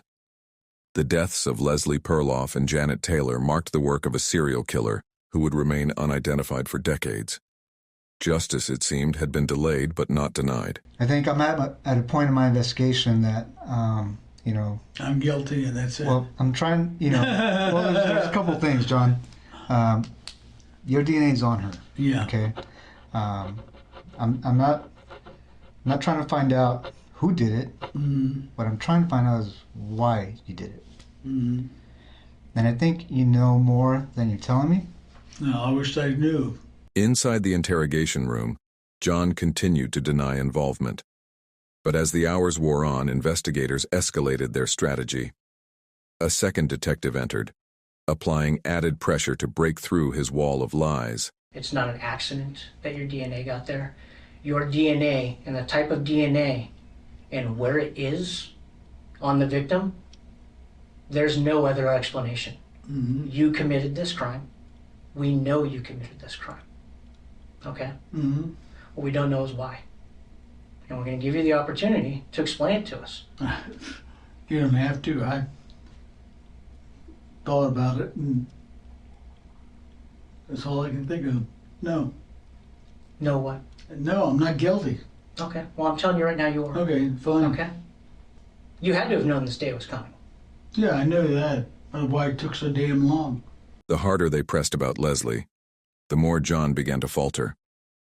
In a critical slip, he hinted that she was not the only victim he had left in the hills, an admission that cracked open the door to a darker truth.